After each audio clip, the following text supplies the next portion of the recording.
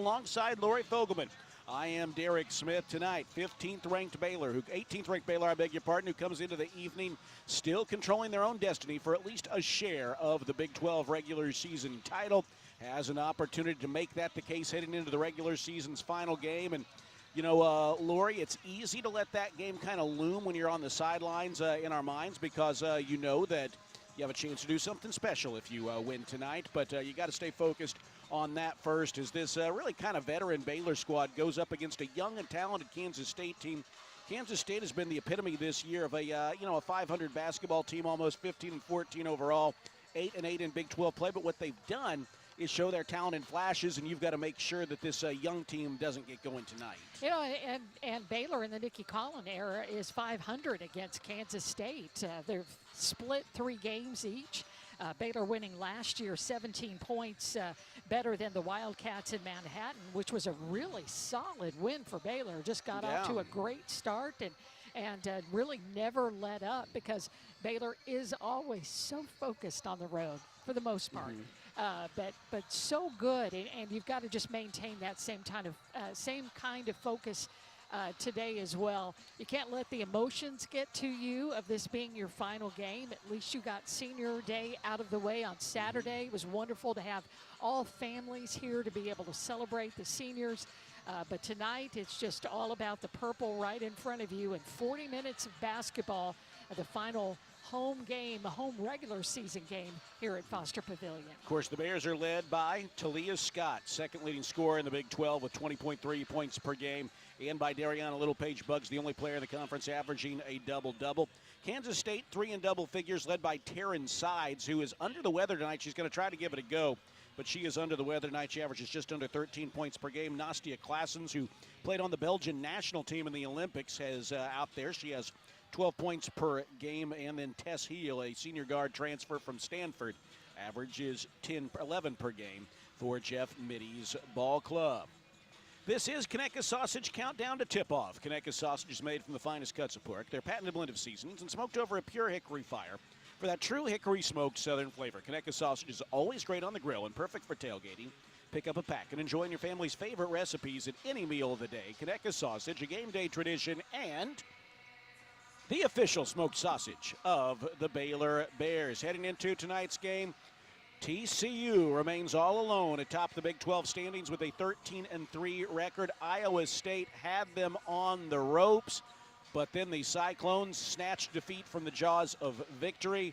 They led by 13 with 6 minutes to go and ended up losing that game going away, which would have meant a 3-way tie for first place in the Big 12. Instead, Baylor and West Virginia, both at 12-4, remain a game behind TCU at 13-3 with 2 games left in the regular season. And then, Lori, I mean, obviously these players know what's at stake. You don't have to tell them. You know, we talked about after that tough loss to Texas Tech last week, Dariana Littlepage Buggs addressed the team and talked about that desire to get everyone a ring and that goal being right there in front of them. And again, you control your own destiny for at least a share of that, but you only do so if you win tonight. Thought Baylor played good basketball on Saturday, but not their best basketball. Let's see if they can play their best basketball tonight. Yeah, you would love to see a great 40 minutes. And really, Baylor just take control from the get-go. And, you know, they had a great second quarter and a better third quarter. The fourth quarter got a little bit of game slippage, as Coach Nikki would say. And, but still had built themselves a solid enough lead where they can really withstand anything. But you want to feel good after this game, and you want to be ready to go come Sunday. But first things first, it's all about this kind of Stranger Thing feeling, Foster After Dark. Foster After Dark. Yeah, it'll be dark tonight. Soon enough here in Waco along the Brazos Riverfront here along the Baylor campus and in downtown Waco, where Baylor and K-State play tonight at Foster Pavilion. Tonight's game is presented by Premier ER and Urgent Care. Premier ER and Urgent Care is the place to go when you're not sure where to go. Open 24/7, just a short walk across campus. No appointment necessary, just walk in.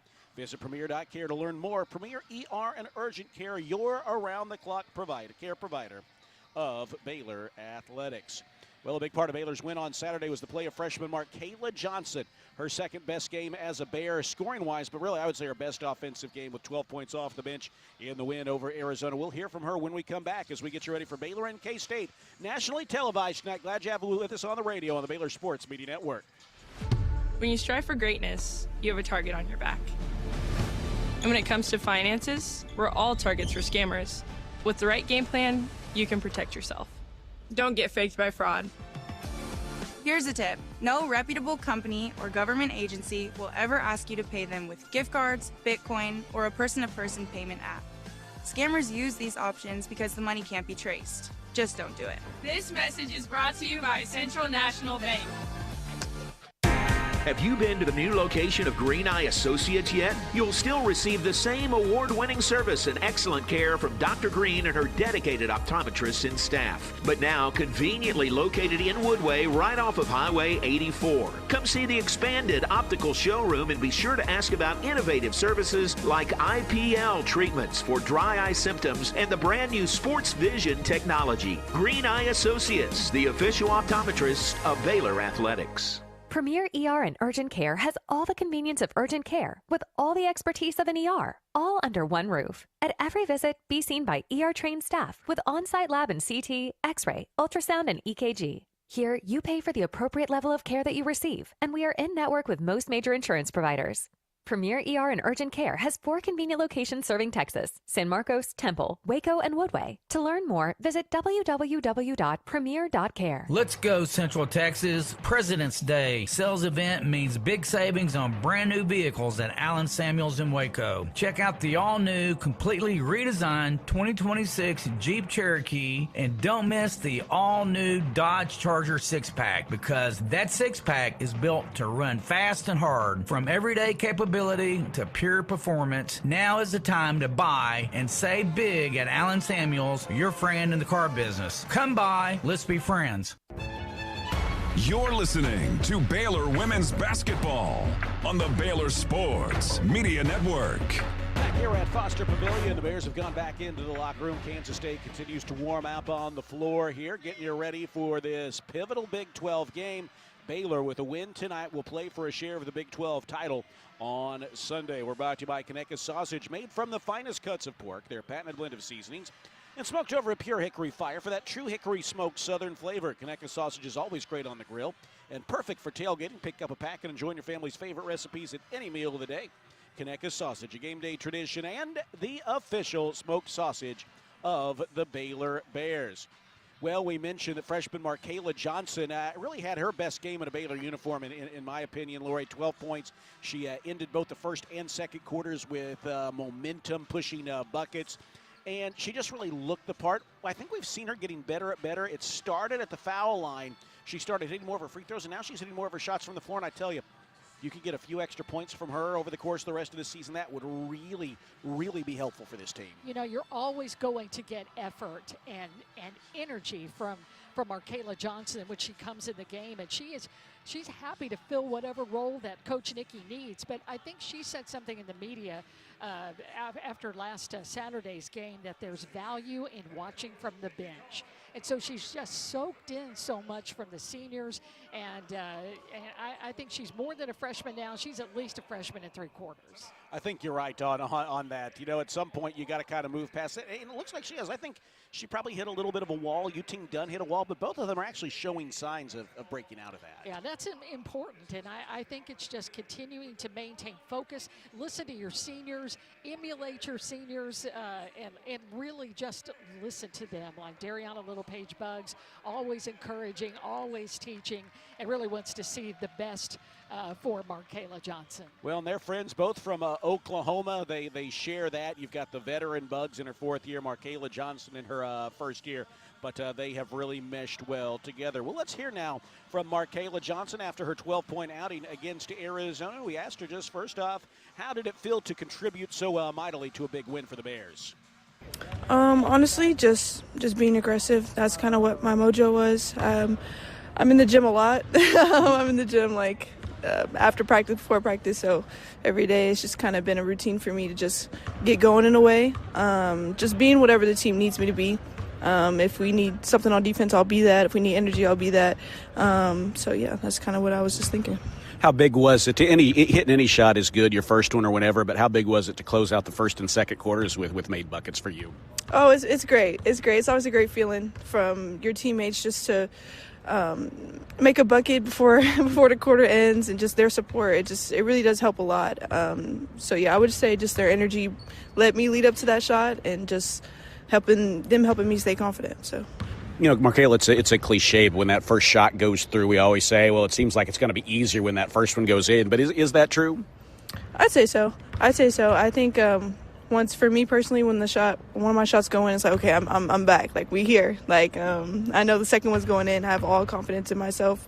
But yeah, I think just the flow of the game, yeah, for sure. You talk about having confidence in yourself. I think most of us can't appreciate the challenges of being a freshman at this level and just everything being new on a veteran team. What's been key, or who's been key to you in just kind of keeping the right mindset and being ready for a game like the one you had on Saturday?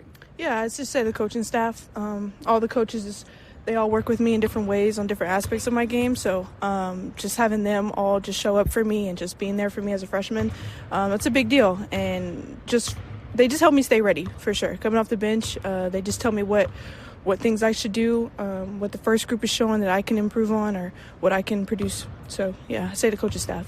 You had a big game on senior day. I saw you out there as you welcome on the floor, maybe even a few tears out there before the game. But what did it mean to you to contribute to it being a special senior day for them? Yeah, it meant a lot. I mean, before I came to Baylor, I've watched all of them grow up. So it's just the fact that I get to spend one more year with them. I'm so grateful and so blessed to be able to see them finally, like, their legacy here, just leave their legacy here. And I just think that it was super special. I got super emotional, especially when the video was playing, just realizing that we only have a couple games left guaranteed, and just making the most out of them. Looking for a fun night out with family or friends? Head to Magnolia Field at Baylor Ballpark and catch Baylor baseball this season. Single game tickets are on sale now, starting at just $5 for general admission seating. Or stop by the ballpark for $2 Tuesdays, featuring discounted concession items plus $2 off general admission tickets. Grab your seats now at Baylor.com/tickets, and we'll see you at Baylor Ballpark. Planning a new or used vehicle purchase? Drive the lane with First Central Credit Union's easy online application. It's a winning season with First Central's full court press of quick local loan processing, your best rate, and flexible terms. Apply online. You'll score at www.firstcentralcu.com. We're your team. Membership in Pay Now, Armament Supply. Member NCUA.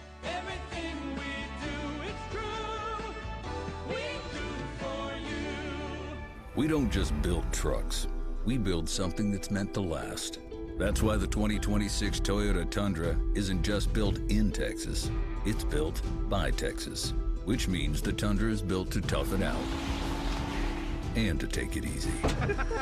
Built to carry tradition and to make new ones.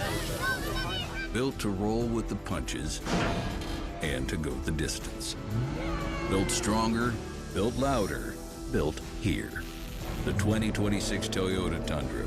Built in Texas, driven everywhere. Test drive at your local Toyota dealer or visit Toyota.com today. Right now, qualified lessees can lease a rugged new 2026 Tundra SR5 for $519 a month for 36 months, with $49.99 due at signing. Toyota, let's go places. Feature availability differs based on trim. See Toyota.com for offer details. Offer available in select states and ends 3/2/26. You're listening to Baylor Women's Basketball on the Baylor Sports Media Network. Back here inside Foster Pavilion, getting ready for tonight's matchup. 18th ranked Baylor versus Kansas State, a young Kansas State team coming off of a season for the program that saw them reach the Sweet 16. Now this year, a bit of a rebuilding year, although they've got some talented players to rebuild. 3 averaging at double figures, and they've got a nice young team, but it is one that Baylor, by virtue of playing their best basketball tonight, should defeat, but you got to get that done. So far this year, Baylor has won every game like this, Lori. For whatever reason, they've tended to beat the teams that they're up on in the standings. you got to make sure you keep that tonight, and so that you can have more of those upsets at hand. Got to have those. I was just looking at Kansas State's overall schedule and results, and they just haven't been able to put games together, wins back-to-back. They've had some either that little bit of a roller coaster that they've been on. They've lost 2 out of their last 3. A couple of those, one win was on the road at UCF where they shot really well, especially from the 3. They had a close loss at Iowa State and then lost at home to their rival Kansas by 7 points on Saturday. And it's tough, we know, to hop on the road, turn around and play 48 hours later, but I think that's the same thing you could say for Baylor. But they just have an edge of being able to sleep in your own bed at night. Yeah, that is a that is a nice thing for this team, and hopefully they can take advantage of it here this evening, because this is the last game you're guaranteed to play on this floor. Now, I think if Baylor could get a share of the Big 12 title and make a run in Kansas City, I think you might see some more here. But that's getting way on down the road. A little bit later on, we'll have the starting lineups for you, but for now, let's take a break. And when we come back, we'll hear the thoughts of Bears head coach Nikki Colin, what Baylor did well on Senior Day, who this Kansas State ball club is, and how Baylor can build on the strong offensive performances of players like Marqua Johnson that we saw on Saturday night. Coach Nikki's thoughts are straight ahead. It is Baylor and Kansas State coming up tonight from Foster Pavilion here on the Baylor Sports Media Network. See for yourself why Green Eye Associates is voted best in Waco year after year. Enjoy exceptional service and care from Dr. Leanne Green, along with her dedicated optometrists and staff. Receive trustworthy insights about your eye health, enjoy the impressive variety of contacts and eyewear, and work with the most experienced optical team in Waco. Don't miss the new state-of-the-art dry eye therapies that rejuvenate the eyes, face, and neck areas with safe, non-invasive treatments to restore comfort and quality of life. Visit greeneyeassociates.com. Green Eye Associates, official optometrist of Baylor Athletics. When you strive for greatness, you have a target on your back. When it comes to finances, we're all targets for scammers. But with the right game plan, you can protect yourself. Don't get faked by fraud. Here's a tip. If you receive a call from someone claiming to be from a company, don't give them your personal information, ever. Unless you know them personally, hang up and call the company back on a verified number. This message is brought to you by Central National Bank. You hear that? That's the sound of Pepsi Zero Sugar, the better tasting, more refreshing Zero Sugar Cola. Listen to that endless pour. Pure refreshment. If it sounds this good, just imagine how it tastes. Oh yeah, so good. Pepsi Zero Sugar. Let your taste decide. Premier ER and Urgent Care has all the convenience of urgent care with all the expertise of an ER, all under one roof. At every visit, be seen by ER-trained staff with on-site lab and CT, X-ray, ultrasound, and EKG. Here, you pay for the appropriate level of care that you receive, and we are in-network with most major insurance providers. Premier ER and Urgent Care has 4 convenient locations serving Texas: San Marcos, Temple, Waco, and Woodway. To learn more, visit www.premier.care. You're listening to Baylor Women's Basketball on the Baylor Sports Media Network. Bears back at it tonight in the final home game of the regular season at Foster Pavilion. It's time for a pregame visit with head coach Nikki Colin. And, Coach Nikki, one thing that stands out for both teams is you're getting right back to it in 48 hours in both cases. And, both teams have to deal with that. How does that impact preparation and just what you do to get the team ready for tonight? Well, I think the greatest challenge is just you from a scouting perspective, a team that you haven't played, maybe it was the second time you've played them, but this is a team that runs a lot of sets and is really about ball movement and player movement. So dialing into what's important in terms of what do they absolutely need to know for tonight, and how much do we lean in, to the base of our defense, to the base of our offense, understanding. I didn't even in shoot-around today run through a ton of our offensive sets because, I feel like we're going to have to feel the game out. What are they doing to our ball screens, and then play off of that, and once we know, are they switching screens, are they hedging screens, like how are they guarding us? So, I think it's about, we went about an hour and 10 minutes on the floor yesterday, 30 minutes, 40 minutes in the film room. And then we're going to have to feel the game out a little bit, just like Coach Mitty's going to have to do for Kansas State. Who are they this year? A very different team, young players with some talent at a lot of different positions in key roles. Yeah, they're a little undersized. The lineups that they've leaned into more recently, they're playing about a 6-foot freshman at the 5 who's an athlete, a very Bugs-like, offensive rebounder, attacker, going to score 15 feet and in, and doesn't really have range but plays really hard. And I think they put Taryn Sides, who has the experience and, clearly looks like a leader out there. And then Clausen's their Belgian kid who's played in the Olympics and knows what good basketball looks like.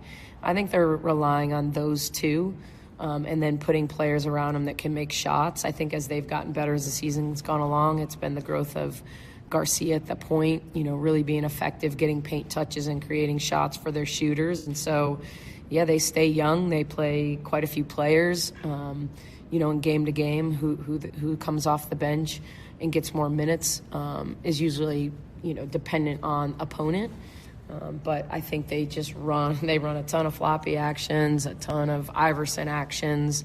And so we're just going to have to lean into really understanding personnel and then what we're doing in off-ball and on-ball screens. Because if we tried to, really dive into all the different things they do in their sets, we wouldn't have left the gym. We'd still be going over their sets, and we started at 4 yesterday.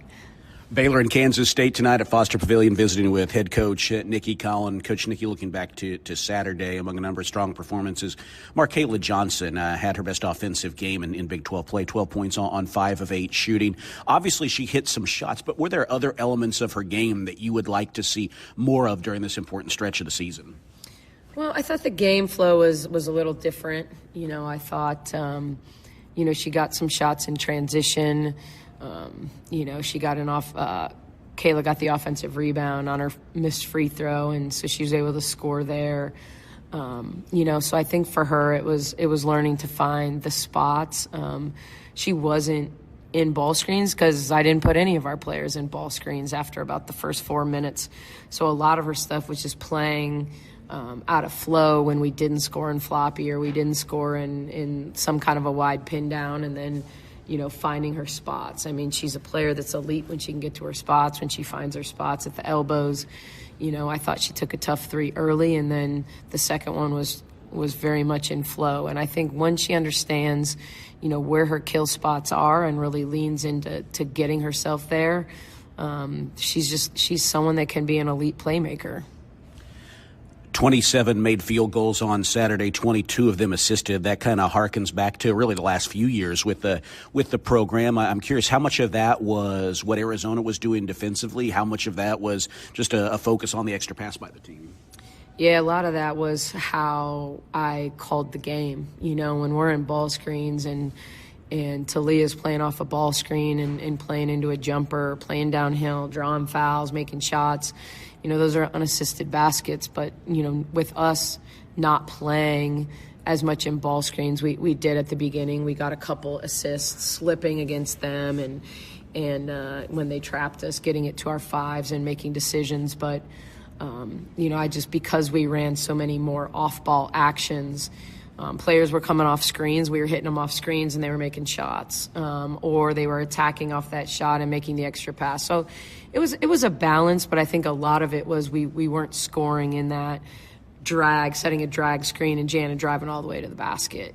So we were very much flowing into actions that required us to screen and move the ball. And finally, you talked about getting to the line. Of course, when Talia Scott goes 11 of 11, that helps a team's free throw shooting percentage. But really, over the last month, the team's been getting to the line, it feels like 15, 18, 20 times a game and shooting around 75, 80%. Is that a key part of this offense right now, getting to the line? Well, I think we're a team that has the ability to put pressure on the paint. So it is always important. I think when you look at teams that are successful, come March, it tends to be, do you rebound? Do you shoot more free throws? And so those are things that are a focus. And I think for us, there have been times when we haven't been as good a free throw shooting team as we need to be, and so we've been focused on them getting 100 free throws a day in between games and really making it a focus, and it's paid off when you look at what Bugs was doing at the beginning of the season versus now.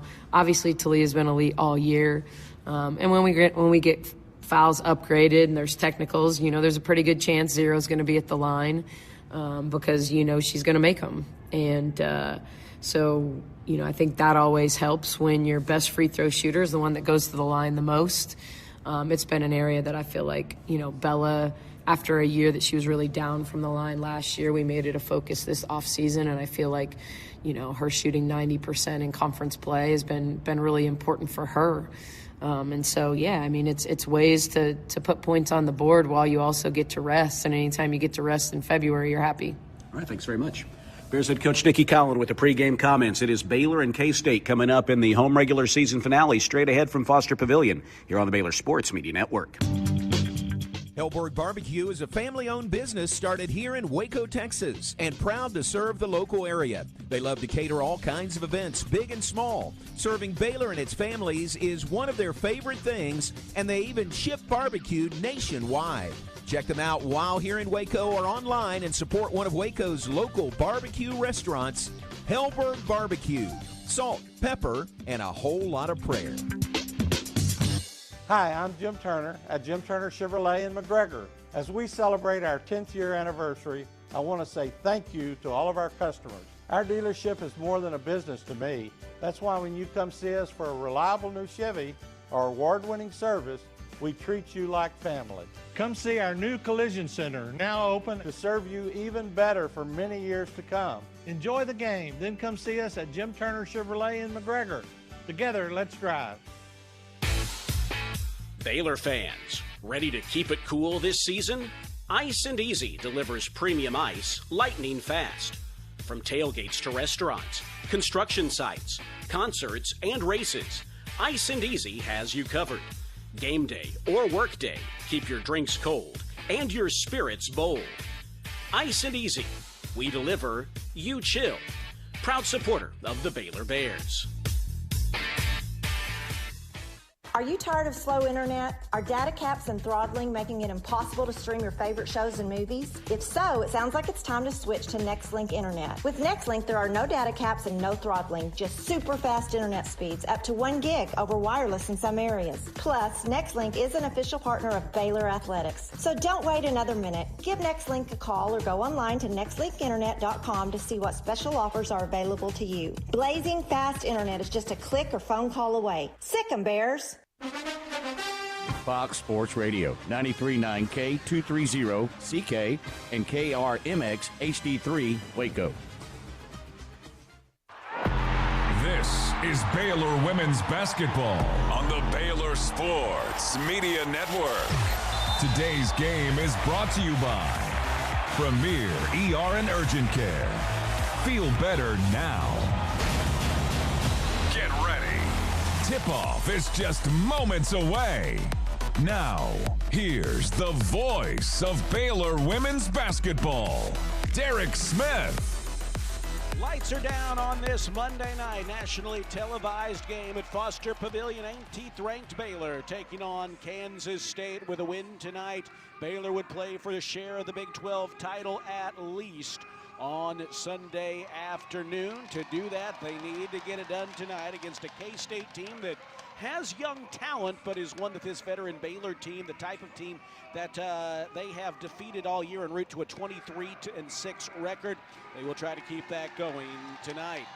As the starting lineups are being introduced, we will go ahead and share them with you now. When it comes to sports medicine and orthopedics, Baylor Scott and White Southwest Sports Medicine and Orthopedics brings the home team advantage to Central Texans. First, for Baylor's opponent, the Wildcats of Kansas State, wearing white uniforms with purple script letters and numerals, darker purple trim. The lineup is written out by Jeff Mitty. Looks like this. Nastia Claessens, the Belgian national team former member, is at forward, averaging 12 points, 4.5 rebounds per game. Claessens, a 6'1 junior. The guards are Tess Heel, the Stanford transfer, averaging 11 points per game. Their leading scorer, Taryn Sides, battling an illness tonight, 13 points per game for the junior from Phillipsburg, Kansas, Gina Garcia. The point guard averaging nearly 5 assists per game as a true freshman, and then Brandy Herod rounds out the lineup. For the Bears, you might well be able to name the lineup along with us. The forwards, Bella Fauntleroy, Dariana Littlepage Buggs, and Kirsten Johnson, all three honored on senior night on Saturday. Bella, 9 points, 6 boards per game. Buggs, 11 points, 10 rebounds. KJ, second in the Big 12 with 2 block shots per game. Then senior Jana Van Geitenbeek running the point. A nice game for her on senior day on Saturday. 8 assists for Van Geitenbeek. And then Talia Scott, nearly 20.5 points per game. The Big 12's leading free throw shooter. Our starting lineups are brought to you by Premier ER and Urgent Care, the official around-the-clock care provider of Baylor Athletics. Bob Baker, oh, he's getting chastised again.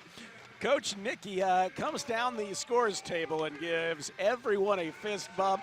Bob Baker was not paying attention, and he got a don't fall asleep from Coach Nikki, and then she doubled down on it on the way back. Vibes are immaculate, Lori, on this Monday night. That can only be a good sign. Bob, peer in the camera. Let him see your face. He is wide awake. We can verify. The tip is controlled by Dariana Littlepage Buggs, and we are underway. Jana Van Geitenbeek with the basketball for the Bears. They're going to swing it around the perimeter. Ends up in the hands of Talia Scott. Unloads a 3, and that's a good start for the Bears. Nothing but net for Talia Scott, and it's a 3-0 lead for Baylor here, not even 20 seconds into the ball game. KJ, a great assist where Talia Scott was just wide open and comfortable shot. Boy, I hope that bodes well for Talia Scott in this game. Here is Classens, mid-post, angling inside, trying to get underneath, and she rolls for the turnaround shot off the back rim. No, Buggs collects the rebound, and here come the Bears into the front court.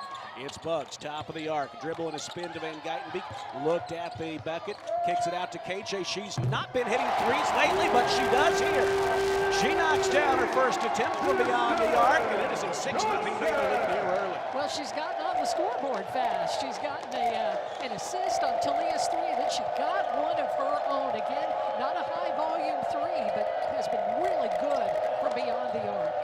Garcia feeds it out to Heel. Heel, the Stanford transfer, back to their freshman point guard, Garcia, who's done a nice job. She drives inside and finger rolls it in. First scoring of the evening for Kansas State. That comes a minute and 20 in, and it's a 6-2 Baylor lead. Garcia, true freshman from Spain, having a nice freshman season. Bella wants in on the three-point shooting act, but is too strong from the right side, and Kansas State collects the rebound. 8:26 to play first quarter. Kansas State with the ball. Baylor with a 6-2 lead. Sides, picks up the dribble, needs a teammate to come get, and it's Garcia who does so with 15 seconds to shoot. Garcia angles to the left wing, gives it off to Heel, spins wildly, loses the ball. It's loose on the floor, picked up by Bella, flips it to Jana Van Geitenbeek, who needs to wait for numbers to get back with her. She bounces it down low underneath to KJ, reverses it up and in. KJ has come to play in this game, feels the moment, and really wants to just step up and help her team. Like Coach Nikki said in the postgame on Saturday, all KJ has helped us do is win. KJ averages 5 points per game, and she has 5 points 2 minutes and 20 seconds into this one. It is Heel with it for Kansas State. Baylor with an early 8-2 lead. Heel kicks it outside. Here's a 3 from the left side. Airball missed badly by Nastia Classens. It almost looked like Baylor got a hand on it, but I don't think Baylor did. And that'll bring on an early substitution. And Aya Foy, the freshman from Katy, Texas, is in. And Baylor has the basketball up 8-2, 2.5 minutes into the ball game. Here is Jana Van Geitenbeek. Baylor in the anthracite uniforms tonight. Gold letters and numerals, green trim. Talia head fakes a 3, bounces it inside to KJ, but the pass is fumbled and Garcia steals it for the Wildcats.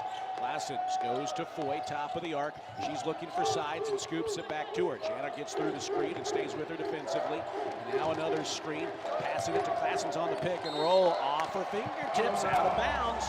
It's another turnover, and that is the second turnover forced by the Bears, who have given it to Kansas State once here in the first 3 minutes. Baylor with possession, leading 8-2. Van Geitenbeek out to Buggs. Angles through the lane, gets right to the bucket and rolls it in. And that prompts a check-minute timeout. Yeah, Buggs gets a step on you. She just saw that lane, put the ball on the floor, and just motored in. That has been a classic Dariana Littlepage Buggs ever since she arrived in Waco. And anytime a defender comes too far out on her, you're like, uh-oh, there's no help side coming, and that's 2 points for Bugs. She took it right to the rim, and that prompts the early timeout. A good start for the Bears here on national TV tonight. Tonight's game is presented by Premier ER and Urgent Care. Premier ER and Urgent Care is the place to go when you're not sure where to go. Open 24/7, just a short walk across campus. No appointment necessary. Just walk in. Visit premier.care to learn more. Premier ER and Urgent Care, your official around-the-clock care provider of Baylor Athletics. 10-2 Baylor lead. Just over 3 minutes gone in this one at Foster on the Baylor Sports Media Network. Serving Texas since 2007, Magnolia Realty is a full-service brokerage led by expert industry knowledge and a commitment to community. With kindness and integrity at the forefront, every agent is equipped to help you navigate the market and make the real estate journey your own. Whether buying or selling, feel supported with an award-winning agent at your side from first offer to contract and close. Magnolia Realty serves cities including Waco, Dallas, Fort Worth, Austin, San Antonio, Temple. Learn more at magnoliarealty.com. When you strive for greatness, you have a target on your back. When it comes to finances, we're all targets for scammers. But with the right game plan, you can protect yourself. Don't get faked by fraud. Here's a tip. If you get a call saying they're going to lock you in jail for missing jury duty unless you pay a fine, that's fake. Scammers use scare tactics to force you to act without thinking. Just hang up the phone. This message is brought to you by Central National Bank. You're listening to Baylor Women's Basketball on the Baylor Sports Media Network. Strong start for the Bears, a 10-2 lead. Baylor has hit 4 of their 5 shots from the field and held Kansas State to just 3 field goal attempts. They've hit only 1, and as such, Baylor has scored 10 of the game's first 12 points. And Lori, this is just such a simple thing to say, but the Bears are aggressive. They just seem fully engaged right from the jump. They do, and especially the way that they're executing. You know, you come out with you know what you're going to do when you first come out, and Baylor looks in the flow of the offense, and they just look aggressive and tough on defense, just making it hard for Kansas State just to be able to execute and move the basketball. Garcia was able to get free to get a nice 2-pointer, but since then, Baylor's just made it really tough on them. They forced 2 turnovers, and they forced both of those turnovers have turned into Baylor points. And that was the reverse on Saturday night. And so it's really good to see Baylor be the aggressor, be the one to manufacture points off of turnovers. Well, it's a strong start, and I tell you what, Lori, a long way to go in this one, but yes. You love the way they have come out aggressive this evening. It's the kind of thing you want to see as you get into the month of March, which we're essentially in right now. Out of the timeout for Kansas State, we've got Garcia, Herod, Classens. The new player out there is Jordan Spicer, a talented freshman off the bench, and Foy. Here is Foy with it as it puts it on the floor. Angles to her left, around a Spicer screen, cuts inside.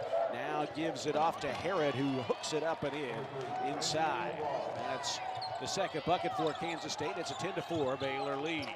Here's Van Geitenbeek looking for Scott. Instead goes outside to Bugs. Bugs to Fauntleroy, sets a screen for. KJ has 5 early points. Holds on to it on the perimeter. Top of the key to Talia Scott. Still plenty of time. Scott to Bugs for 3 online, but too strong. Rebound batted into the hands of Classens, and here comes Kansas State. Baylor 4 of 6 from the field. There is Garcia to Spice around the horn to Classens. Classens, a native of Belgium from the Olympic team, rolls inside and misses the runner. Bella Fauntleroy, who had 10 boards, collects. Nearly a steal by Kansas State.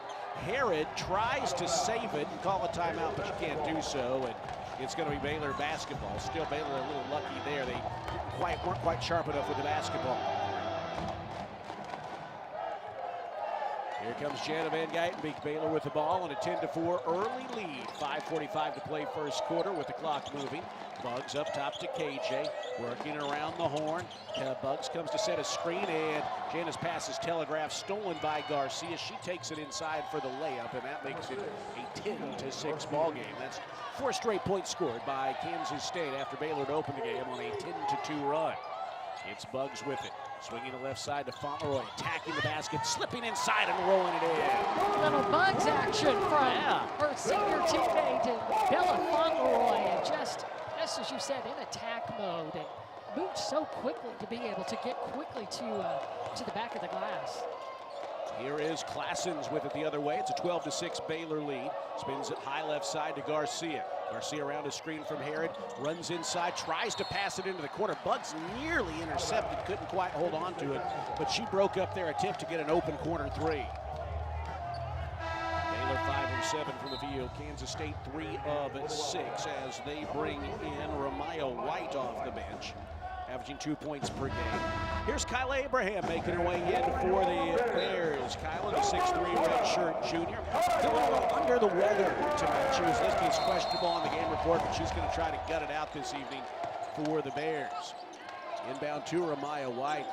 She is a load to handle down there in the paint for Kyla Abraham or whoever guards her. Now it is a three launched at the shot clock buzzer by Classens, and off the mark, missing badly. That's an air ball and a shot clock violation. Well, I'm glad she noticed the shot clock because I don't think anybody else did. I'll admit I did not, so I'll look to be more attentive next go around. Same here. Can't be like Bob Baker sleeping over here before that. I'm just kidding. Bob was not sleeping, we reiterate, but it was funny as Bugs travels with it. Well, Bugs thought for a second it looked like she may try to pull the trigger from outside, but put the ball on the floor, but unfortunately put her foot before she started to drive. So Baylor with another turnover. They've got 4, and so does Kansas State. Here is Spicer, the talented freshman, unloading and hitting a three and cutting the Baylor lead in half. It's 12-9. Spicer dead on. She averages 9 points a game off the bench. And after Baylor had opened up an 8-point lead, it's a 3-point lead right now. Here is Abraham. Baylor's going to push it around the horn. Bella comes and gets, angles inside methodically, slowly, tries a little turnaround jumper inside the free throw line, and it's off the back rim. No, Classens collects the board, picking it up off the lane. Spicer tries a long three, leaves it short. She'll try that, and we saw it there. Scott collects the rebound, races into the front court, tries a step back jumper, no. Bugs high points the rebound, kicks it out to Jana, who gets a second look at the three. That's no good. And the rebound bounces into the corner, out of bounds to K-State. Now a good look at a three there for Jana, but just a little bit long. And Heel returns for the Wildcats in place of Classens. Baylor 12, Kansas State 9, 3:37 to play in the first quarter. But Baylor was shooting at 71% to open the game. They dropped down to 50%, just having trouble getting that ball to drop right now. They started 4 of 5, then have been 1 of their last 5. Here's Garcia with it, scooping it outside to Spicer. Spicer tries to knife her way inside, backing in on Bugs, determined to put up a shot and airballs everything. It ends up in the hands of Heel, though, and she puts it back up and in to tie the game at 1. To pull the Wildcats within 1, I beg your pardon. Hit of Van Geitenbeek attacking the bucket, now cut off, retreats beyond the three-point arc left side. Gives it off to Bugs, now to Talia Scott. Scott 1 of 2 from the field. That one made shot was a 3. We're under 3 minutes to go in the first quarter. Baylor is up by 1. Van Geitenbeek takes the feed high left side. Moves to the top of the key. Scoops it out to Bugs. Attacking. Pops a free throw line jumper. No. Bounces right back into her hand. She knifes inside and finishes this time. Nothing like staying with your own shot. And Bugs just went flying in above everybody to pull down that offensive rebound. Matches Heel, who had an offensive putback just a moment ago to bring Baylor's lead back to 3. Caitlin Elms will check in at the next opportunity for the Bears, who are up 12-9 with 2:20 to play in the first quarter. Garcia running point for the Wildcats. Around a Spicer screen, a couple of freshmen out there. They're going to feed it inside to Ramaya White, who lost the pass, got it back. She's surrounded, forces up a shot, airballs it. Bugs with another rebound for the Bears. That's her 4th. She gallops into the front court herself, takes it all the way inside. Count it! And put her on the line. Bugs did not see a teammate to give the ball to, so she just methodically dribbled, drove, then spun inside and finished with a chance at a 3-point play. Well, that's just kind of like what Talia Scott does on a daily basis. You just find a little bit of space. You use your pivot foot. She's so good off the glass. And has such a nice touch and is very patient, as Coach Nikki always says about Bugs. That is her superpowers, her patience around the glass, and she gets a bonus free throw out of it. She leads all scorers with 6. She can make it 7 if she can complete the three-point play. She does. She's at 61% shooting, but she's been better as of late. And that is the first free throw of the game for the Bears, who lead at 17-11. With 2:05 to play, that foul on the way. I mentioned that was on Spicer, her first. And the team's first. Baylor by 6. Kansas State with the basketball. Taryn sides with a head fake. They bring in Sekic off the bench. Garcia attacks the bucket after taking the feed. Tries to hook it outside to Heel. Baylor nearly steals, but Kansas State saves it. Now Spicer pushes off of Talia Scott as she drives inside, and that's going to give it back to the Bears. Spicer is second, the team's second, and that's going to bring Nastia Clausens off the bench for Kansas State. Baylor with the basketball, playing with Scott, Buggs, Marqua Johnson, Fauntleroy, and Nelms. Just under 100 seconds to play in the quarter. It's Scott with the top of the arc for the Bears. Bounces to a cutting Marqua Johnson. Head fakes, pops mid-range jumper, and can't get the roll. Offensive rebound by Nelms. She was too far to try the putback, but she tried it and airballed it. Here is Kansas State the other way in transition. Heel outside to Taryn Sides. Sides. Small, she's a short player, but she's their leading scorer. She does a lot for this team, but she's not feeling well tonight. Gives it off to Sekic inside, and finally the 3-second violation was called. That's Kayla Nelms just being big body in the middle and not allowing big number 99 to be able to push her off the block. Just kept her in that paint, and 3 seconds called. So another turnover by Kansas State. They have 6 of them, but Baylor hasn't been able to convert any of those. The last 4 they haven't converted. Try it here. Talia Scott, her 3 spins off the board. Rebound batted around and controlled by Heel. Buggs trying to knock the ball away from behind and does. She was determined. And she poked it away from behind. Baylor with another steal, up 17-11. Under a minute to play first quarter. Scott gives it off to Buggs, outside to Marqua Johnson. Marqua up top to Nelm. She is open, but is not going to shoot. 15 seconds on the shot clock for the Bears. Bella Fauntleroy rattles home a jumper from the right side of the key. Bella just needs to see the ball go through like that, and she shot that one confidently from the elbow, and Baylor extends its lead back up to 8. 7 straight points scored by the Bears over the last 2 minutes and 10 seconds. Kansas State looks to play for the last shot of the first quarter with the shot clock dark and 14 seconds left on it. Here is Garcia. Mid-court center jump circle, starts her drive with 9. Marqua on her, Kayla Nelms picks her up, and Kayla Nelms fouls her with 6 seconds to go. Baylor had a foul to give. In fact, Baylor has 3 more fouls to give because that's the first foul called this quarter. Nelms with her first. Jenna Van Geitenbeek checks in, giving Talia Scott a breather. Kansas State will play it in from the right sideline at the end of the Baylor bench with 6 seconds to clear a shot. They do so to Garcia, 4 to shoot, 3 to shoot. Oh, all alone inside. Sekic just snuck past everybody. They found her for the layup. That makes it a 19-13 game. Baylor by 6 as we head to the second quarter. The 2025-26 women's basketball season is presented by Central National Bank, proudly serving Central Texans in Waco, Temple, and Austin. Bank different, Bank Central. Central National Bank. At the end of 1, Baylor 19, Kansas State 13. You're listening to Baylor Women's Basketball on the Baylor Sports Media Network. Let's go Central Texas. President's Day sales event means big savings on brand new vehicles at Allen Samuels in Waco. Check out the all-new, completely redesigned 2026 Jeep Cherokee, and don't miss the all-new Dodge Charger 6-pack, because that 6-pack is built to run fast and hard. From everyday capability to pure performance, now is the time to buy and save big at Allen Samuels, your friend in the car business. Come by, let's be friends.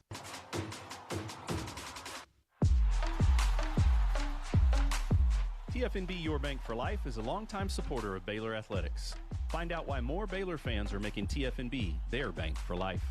Sign up for our Edge checking and get your own custom Baylor Bear debit card. With 6 convenient locations and an award-winning mobile app, banking has never been easier. TFNB, your bank for life. Member FDIC. You're listening to Baylor Women's Basketball on the Baylor Sports Media Network. I want to say hello to everyone watching tonight on the Courtside Cam, brought to you by NextLink. NextLink, reliable high-speed internet for your home or business. We appreciate all of you who watch every single game, and it's a good start for the Bears because the chat is empty, you can tell. But but we have a lot of good things to talk about here this evening at Foster Pavilion. Baylor up by a score of 19-13 at the end of one. Baylor 8 of 17 from the field. Kansas State 6 of 13. They have turned the ball over 7 times. Baylor 4 times. And Lori, Baylor got off to a really hot start, then cooled off a bit, but seemed to find their rhythm again near the end of the first quarter. That's what you wanted to see, them come out with all everything ablazing, and they really did by jumping out to that 10-2 lead.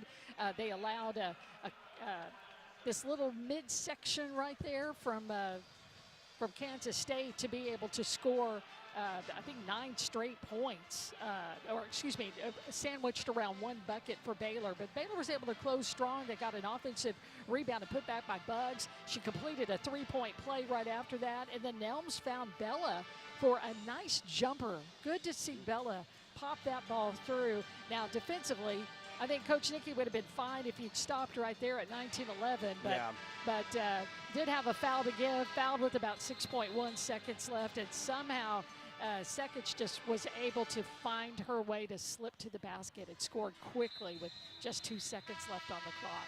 Baylor 19, Kansas State 13. Dariana Littlepage Buggs leads all scorers with 7 points. She also has 4 rebounds. Jana Van Geitenbeek 3 assists. Gina Garcia has 4 for the Wildcats to pace Kansas State.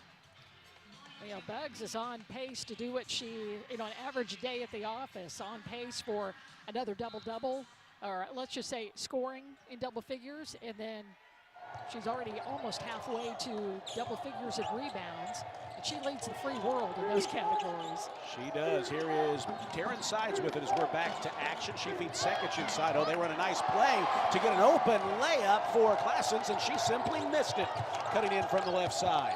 Baylor back the other way. She better be careful. K-State might fire her for cause for that. Here's Baylor holding on to the basketball. Jana Van Geitenbeek has it, kicks it outside to Bella Fauntleroy, and a moving screen wipes out the attempt at a shot. That foul is called on Jana, her first, team's first. Of course, I do not think that Kansas State would try to fire a player for cause. That is tongue-in-cheek and facetious. They would only do that if they could try to save money on a previous head coach's contract. Here's Gina Garcia with it. She picks up the dribble and spins it up top to Classens. Classens back to Garcia. Not quite a minute gone here in this second quarter. Classens takes the feedback, tries a 3 from the left side. It's too strong. There's rebound number 6 for Dariana Littlepage. Buggs gives it off to Jana Van Geitenbeek. She's got room, steps into a step-back 3, and that is perfect. Jana has been so good this year after coming off of a mistake. She picked up a foul a moment ago on a moving screen. She just came down, she was square, hopped her feet, and popped that 3. Minute 15 into the ball game, into the second quarter rather. Baylor is up by 9, their biggest lead thus far, and now Sekic travel gives it back to the Bears. Baylor is shooting 50% from the field. Kansas State 40% as Brandy Herod checks back in. Herod scored a bucket in 5 minutes of action in the first quarter. Yu-Ting Dunn returns for the Bears, just under 7 points and 2 rebounds per game for Ting.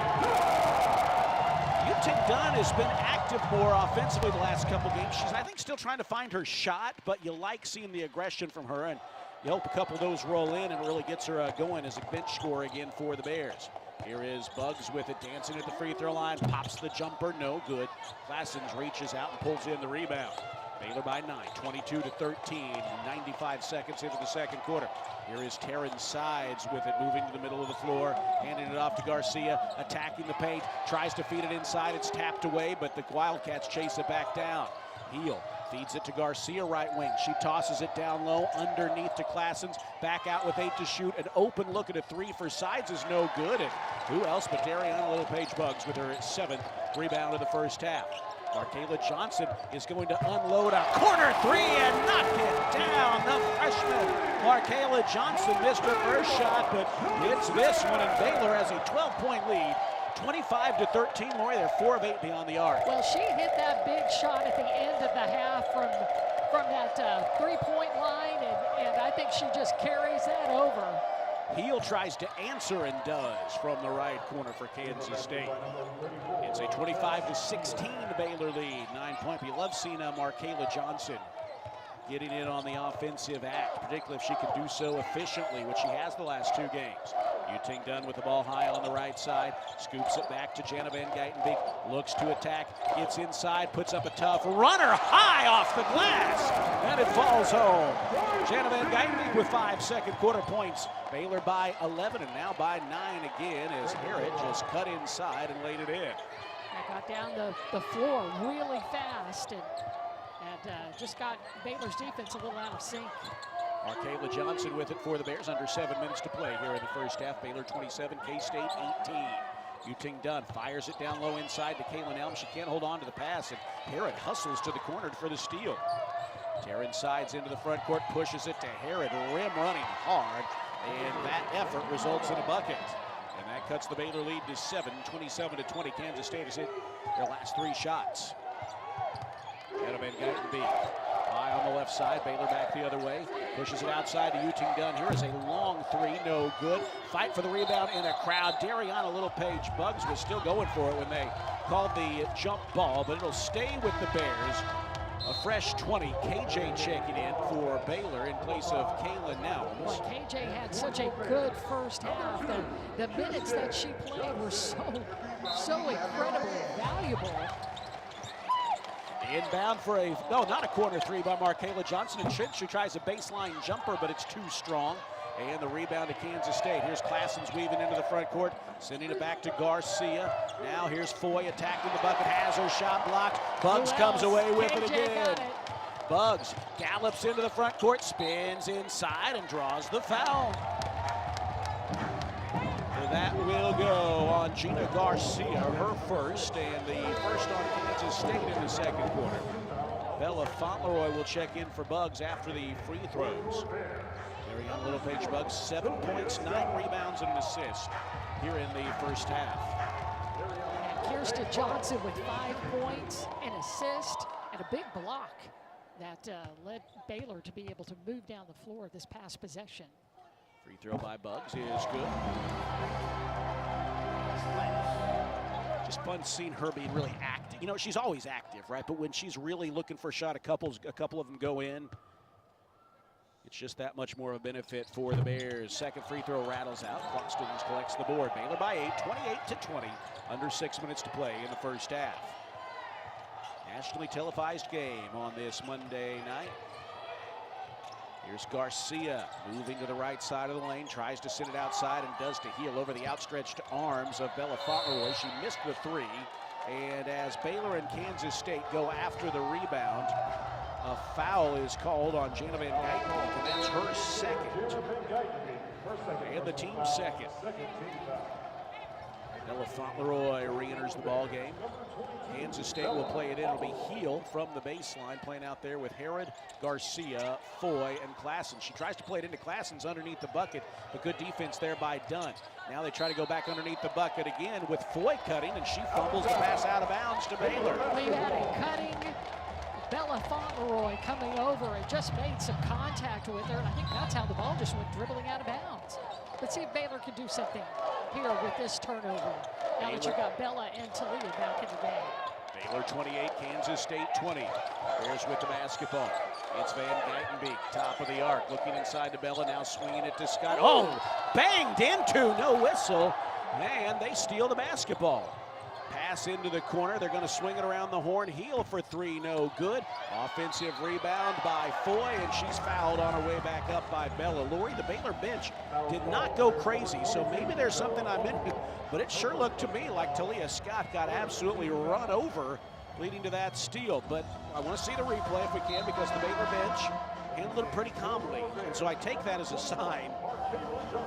Maybe rather than trusting my own eyes, I don't know. Maybe they blinked at that moment, because I was a bit stunned by that. Too. Foy shooting a pair of free throws. Misses the first. That foul, by the way, on Bella. Her first and the third on the Bears in the second quarter.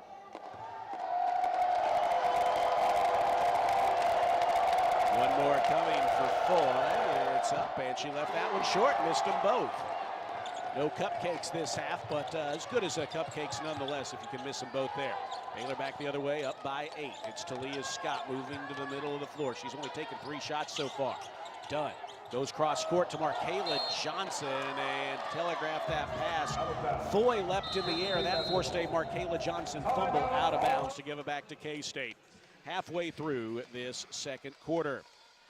Hey, Bears fans, this basketball season, make Pepsi your go-to game day drink because it's the only drink for basketball watching. Pepsi, that's what I like. Proud partner of Baylor Athletics. 4:59 to play until halftime. Baylor 28, Kansas State 20 here on the Baylor Sports Media Network. Bluebonnet Health Services has been caring for Central Texans since 2004. Bluebonnet is locally owned and operated, which allows them the most interaction with patients each and every day, promoting compassionate care and integrity. They provide hands-on attention to their patients through a staff with years of experience. Bluebonnet Health Services provides home health care, supportive care, and hospice. Remember, it's your health, your choice. Ask your doctor for Bluebonnet Health Services. Slam Dunk Cash with First Central Credit Union. Create a full court press with First Central's free checking that pays you cash back and refunds fees from other banks' ATMs. Enjoy free reward checking and be the MVP of a new cashback season. It's an easy bank shot. Apply online at firstcentralcu.com. We're your team. Everything we do, it's true. We do for you. Eligibility and qualifications apply. Member NCUA. You're listening to Baylor Women's Basketball on the Baylor Sports Media Network. Hot start to this game tonight has helped propel Baylor to an 8-point lead on Kansas State halfway through the second quarter. 28-20 the score. In this one, Baylor with 8 points and 9 rebounds from Dariana Littlepage Buggs. Almost a double-double here in the first half alone. She has 11 of them on the season. Lori, Kansas State's a good enough team. They're hanging around. They've got some good shooters, and they're shooting 41% from the field. But Baylor that much better, 48%, including 44% from beyond the arc. You know, Baylor has turned it over 8 times, which is obviously a shame. You never want to turn it over, but also when you're shooting that well, you want every look at the basket you can get. Yeah, absolutely. And I think Baylor's just gotten a little bit of some fumble fingers here in the second quarter. As far as turnovers go, they have 4 of them. I think 4 of 7, and they've just come at inopportune times. Really, nothing that where Baylor almost makes the mistake, and Kansas State's the beneficiary of that. And we're about to have Kansas State with the basketball again after another Baylor turnover. So you just want to see the Bears be able to take better care of the basketball. That's just kind of been their bee in their bonnet this year. It has been turnovers, and right now the Wildcats have 7 turnovers, or 7 points off of Baylor's 8 turnovers. So they've had 4 in the first quarter, 4 here in the second quarter, but they've seemed to come right in a row. Yeah. Which is interesting because a lot of their they've gone on a couple of hot streaks where they've really gone on some runs to start the game and to end the first quarter as well. A little streaky in this game, but it's added up to a pretty good performance so far. Kansas State with the ball out of the timeout. Garcia runs awkwardly inside and rolls it in. That was really pretty good body control there. She was leaning backwards but threw it in. And it's a 6-point Baylor lead at 28-22. Here's Talia Scott swinging it left side. Marqua Johnson looks inside. Kansas State in a zone defense as they dance around the middle of the floor. Baylor seems thrown off a bit here. They feed it at the free throw line to Bella Fauntleroy. Back out to Marqua. 8 to shoot, 7 to shoot. She's open on the baseline for a turnaround and knocks it down. Looks a little fired up, the freshman Marqua Johnson, who has 5 points. And it's an 8-point Baylor lead once again. Nobody panicked. They got the ball in the middle of the paint. Got a paint touch from Bella Fauntleroy. Now Foy with it. She's going to unload a three with Talia Scott in her face. That wasn't a good look, and it trickles out of bounds after hitting the side rim. Baylor basketball with 4:04 to play here in the first half. It is Scott, Fauntleroy, Dunn, Marqua Johnson, and Kirsten Johnson. Marqua with 5 points off the bench here in the first half. Dribbles to the free throw line, fires a high pass to Talia Scott. She's able to grab it left side. A lot of contact, no whistle, and a foul's going to go against Kansas State. That is Foy, Anaya Foy, the Katie Cinco Ranch product. True freshman, called for her first foul and the team's second. Baylor still has a foul to give. Kansas State has a couple more to give. Neither team shooting the penalty here in this second quarter. Talia Scott kicks it in the corner off the inbound to Yuting Dunn. Leans her way inside, drives into the paint, and uses the glass for a first bucket of the night. Coach Nikki said she wanted to see Yuting Dunn be able to use her body and score through contact. That was scoring through contact. 3.5 minutes to play and counting in the first half. The Baylor lead is double digits again. Foy flashes across the middle of the floor, but Garcia does not pass. Instead, she kicks it in the corner to Heel, and there's a lot of contact. Bella Fauntleroy tried to take a charge and instead is called for a block. That's her second foul and the team's fourth. Bugs to return for the Bears.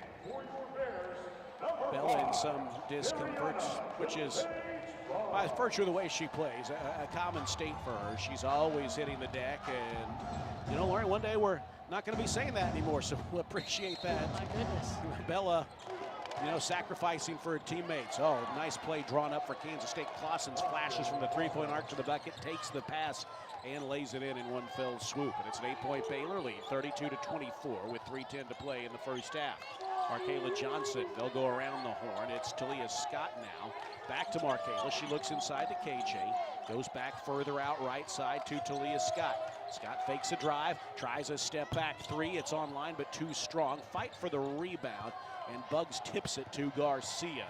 Garcia ahead to Clausen's. Oh, they have a nice play design, but Baylor got back defensively to keep Heel from getting a layup. She goes outside to Clausen's once again. 2:45 to play, second quarter. Clausen's gets tied up down low with the Bears, Talia Scott. And that's Talia's first. And the team's fifth. And now Kansas State will be shooting the penalty. Kansas State is 72% free throw shooting team. Clausen's back to the line. On the season, she is at 72%. 6'1" junior from Belgium hits the first. Baylor, Belgium, when I think of Belgium, I think of Manu Lecomte. Remember him on the men's team a few years ago? He was a Belgian native. Both free throws are good, and that cuts the Baylor lead to 6 once again. The Bears have pushed the lead to double digits on a couple of occasions, but in each case, Kansas State is now trapping in the backcourt, and oh, that's a backcourt violation. They're trapped in the backcourt and forced the Baylor turnover, and what happened was Darion Littlepage Bugs left her feet on in the front court and grabbed the pass in the backcourt. Yeah, before dropping her feet, so did not establish herself in the front court. Here is Garcia with it for Kansas State. 2.5 to play in the opening half of basketball. Garcia pushes into the corner. Heel has an open look at a three, but it's too strong. Rebound tip to the top of the floor to Clausen's. Back to Foy. She's open, measures the three, but it's in and out. Bugs fighting for the rebound. It's knocked out of bounds by Herod. And it'll be Baylor basketball with 2:14 to play. Baylor up 32-26. Kansas State with backcourt pressure again. Baylor turned it over last time as Talia Scott beats it ahead this time, clearly in the front court to Bugs. 2:05 to play, second quarter. Scott, top of the arc, pushes it perimeter left to Marqua Johnson, back across. Now Bugs at the free throw line takes it, kicks it out to Marqua, steps into a three, but it's in and out. Bugs with another rebound, has her put back attempt, blocked though on the way up by Foy, and here comes Kansas State with it. Bugs with 10 first half rebounds. Foy on the drive, puts up a tough runner, misses everything. Dunn has the rebound for the Bears with 100 seconds to play in the second quarter. That's KJ blocking out so Dunn could get that rebound. That's just something that Coach Nikki points out all the time. She may not have a huge number, and Baylor turns it over. Baylor tried to lob a pass into the post, and there was no one there. Kansas State stole it, but they airballed the shot going in.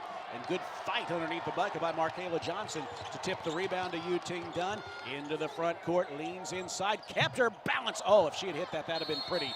But it was off the back rim. No. KJ, though, with some hustle, muscling through a pair of Wildcat defenders, grabbing the rebound, and she's fouled by Classens. Yeah, that's a big rebound when KJ needed just to step up big time to be able to keep that possession for Baylor. Earlier, she had screened out the Kansas State defender so Dunn could pull down that rebound, and that time she went up and got herself one. Minute 10 to play. Baylor plays it back in. That foul, by the way, on Classens, her first. It's Scott with it between the circles. Directs traffic with 10 seconds to shoot. She's going to start a drive with 1 minute to go. No, instead swings it to Bella Fauntleroy. Back to Talia Scott. Two-person game to Bella Fauntleroy. She's going to have to unload a three with the shot clock dwindling, and it's too strong. Boy, it was right on line. Just hit the back of the iron. 45 seconds to play in the second quarter. 22 seconds to shoot for the Bears. Kansas State with it. Garcia pushes it ahead. Perimeter right to Classens. Classens right wing. Middle of the floor on the drive. Looks down low. Bounces it to Herod. Guarded by Bella Fauntleroy, and she misses the turnaround. Marqua Johnson grabs the rebound and then slows down as Coach Nikki reminds her to play for the last shot here. The shot clock has gone dark. Bella Fauntleroy with 20 seconds to go goes up top to Marqua Johnson, high on the right wing to Talia. They're passing it around the horn like a hot potato with 14 seconds to go. Long three, Talia Scott, perfect. You just can't give Talia Scott that much space. Now here comes Kansas State looking to close out the half with a made bucket. Extra pass to Herod. She lets it fly and misses as the first half draws to a close. So Baylor did not play for the last shot of the first half, but it worked out for them, and they head into the locker room with a 35-26 lead. And Lori, that hot start got them going, and they've weathered a couple of slow stretches, but all in all, a pretty solid game so far for the Bears. 45% from the floor, 39% from the field, and they are holding K-State to 11 of 31 shooting, including 2 of 13 from downtown. So you'll take that.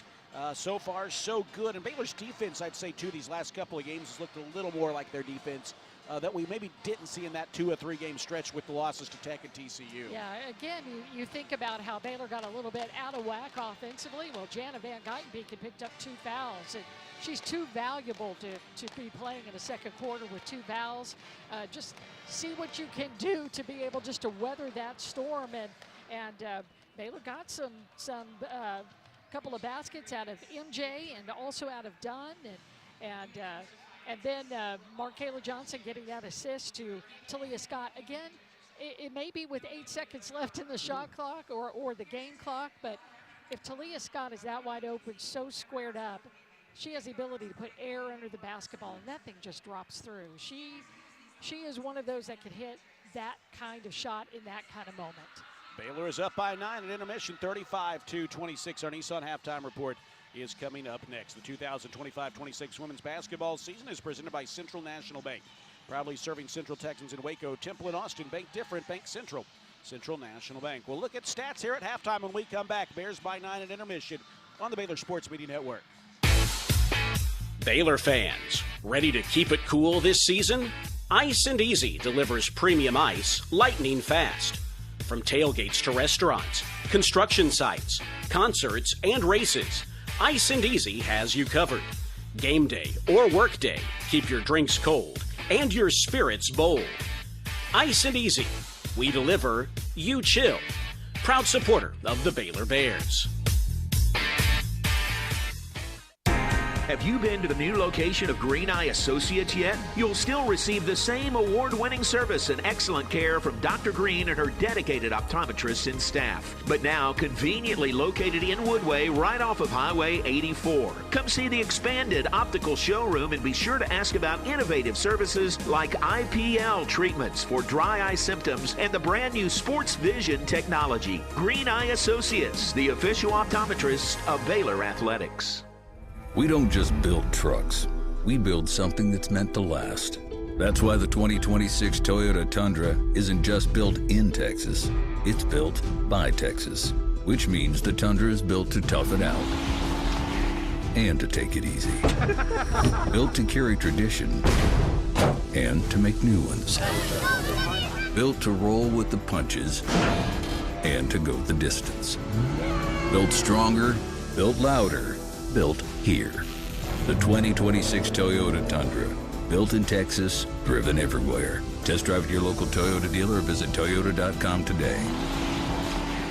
Right now, qualified lessees can lease a rugged new 2026 Tundra SR5 for $519 a month for 36 months, with $49.99 due at signing. Toyota, let's go places. Feature availability differs based on trim. See toyota.com for offer details. Offer available in select states and ends 3/2/26. You're listening to live coverage of Baylor women's basketball. Now, it's time for the Nissan Halftime Show, brought to you by Central National Bank, proud season sponsor of Baylor women's basketball. Texas Farm Bureau Insurance, championship partner of Baylor Athletics. Visit Texas Farm Bureau Insurance online to find a local agent today. Nissan, innovation that excites. Libman, America's trusted brand name in cleaning. Premier ER and Urgent Care. Feel better now.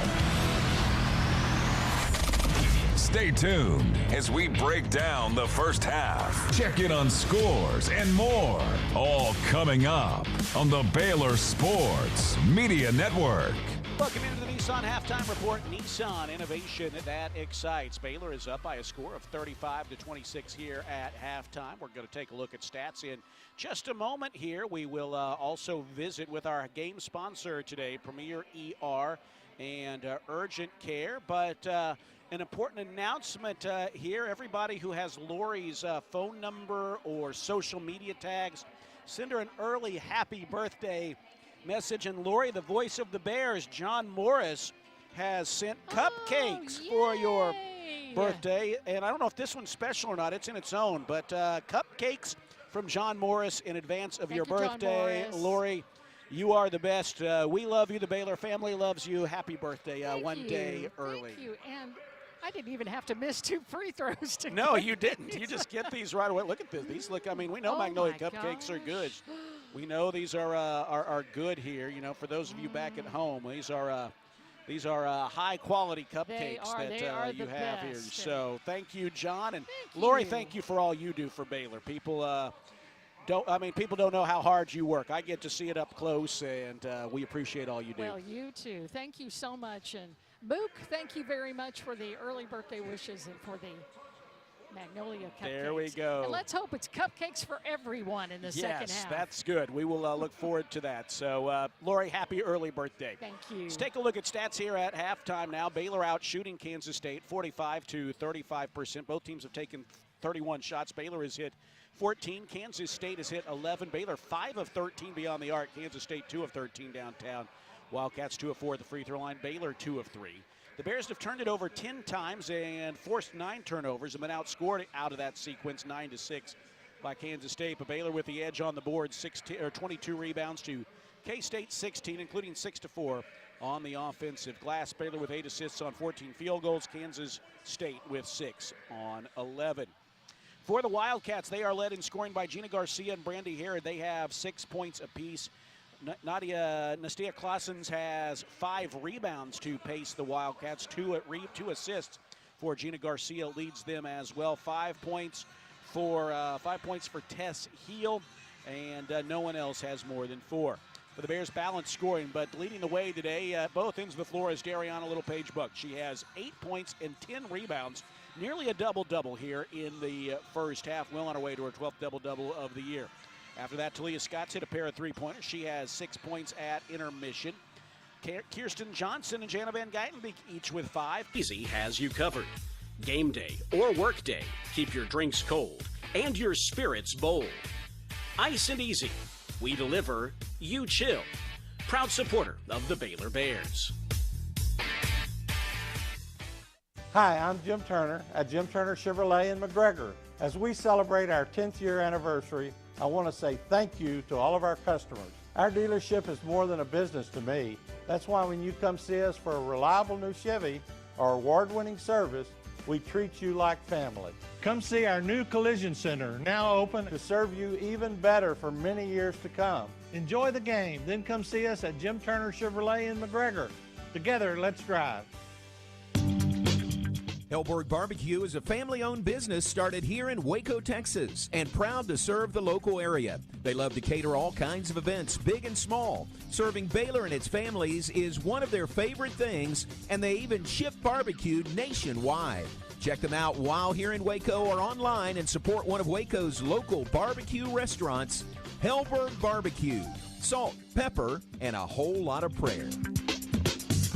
Proudly serving Texas since 2007, Magnolia Realty is a full-service brokerage and a trusted neighbor, bridging expert industry knowledge with integrity and kindness. Known for their award-winning agents, Magnolia Realty understands the dynamics of making the real estate journey your own and the importance of trust from contract to close. You can find their agents here in Waco and across the state, including in Dallas, Fort Worth, Austin, San Antonio, and Temple. To get connected and learn more, visit magnoliarealty.com. Here's to home. You're listening to Baylor Women's Basketball on the Baylor Sports Media Network. Welcome back at halftime. As we have mentioned, Premier ER and Urgent Care, our game sponsor today. Joining us now is Dr. Jason Bryant, the medical director for Premier ER and Urgent Care. Jason, welcome to you. Hey, thanks for having me. I really appreciate it. It's a delight to sponsor and be a part of the Baylor Athletics. We appreciate the partnership a great deal. Tell us what sets Premier ER and Urgent Care apart from other healthcare providers here in Central Texas. Yeah, so Premier has a unique role here in Central Texas. So not only are we licensed with the state as an emergency room, but we also function as an urgent care as well. And so we're within the same facility, so it allows us to see anyone that comes in, whether it's an emergency need or an urgent care need, and someone's going to get the appropriate bill for their level of services that they need. So that's unique. Most places in Central Texas, it's either going to be an urgent care or it's going to be an ER, and you're going to get an ER bill if you go to the hospitals or to the other freestandings in Waco. What types of conditions can be treated at your place? Well, like I said, we are licensed as an ER, so anything that would take you to the hospital, we can handle here at Premier. But we also can handle urgent care complaints. So that'd be like coughs and colds and flu-like stuff, maybe a rash or simple injuries like sprains. We can do those pretty easily. But again, we are licensed as an ER, so we can handle just about anything. So abdominal pain, chest pain, anything that bothers you, come out and we can check you out and see what's going on. Very good. There are some differences, though, aren't there, from a traditional emergency room visit? That's right. Yeah. So we are not affiliated or tied with a hospital, but we still have the same license. And so we can take care of people. Probably 95% of those that we see will wind up being discharged home. But for those that need to be hospitalized, we have arrangements and agreements with the hospitals to transfer to either Ascension Providence or Baylor Scott and White Hillcrest. Good. Dr. Bryant, what's your message to the Baylor and the Waco communities about health and wellness? Well, it's very important to stay well this time of the year. There's lots of illness going around. So as much as you can wash your hands, if you're sick, stay home, especially in large crowds, just be mindful.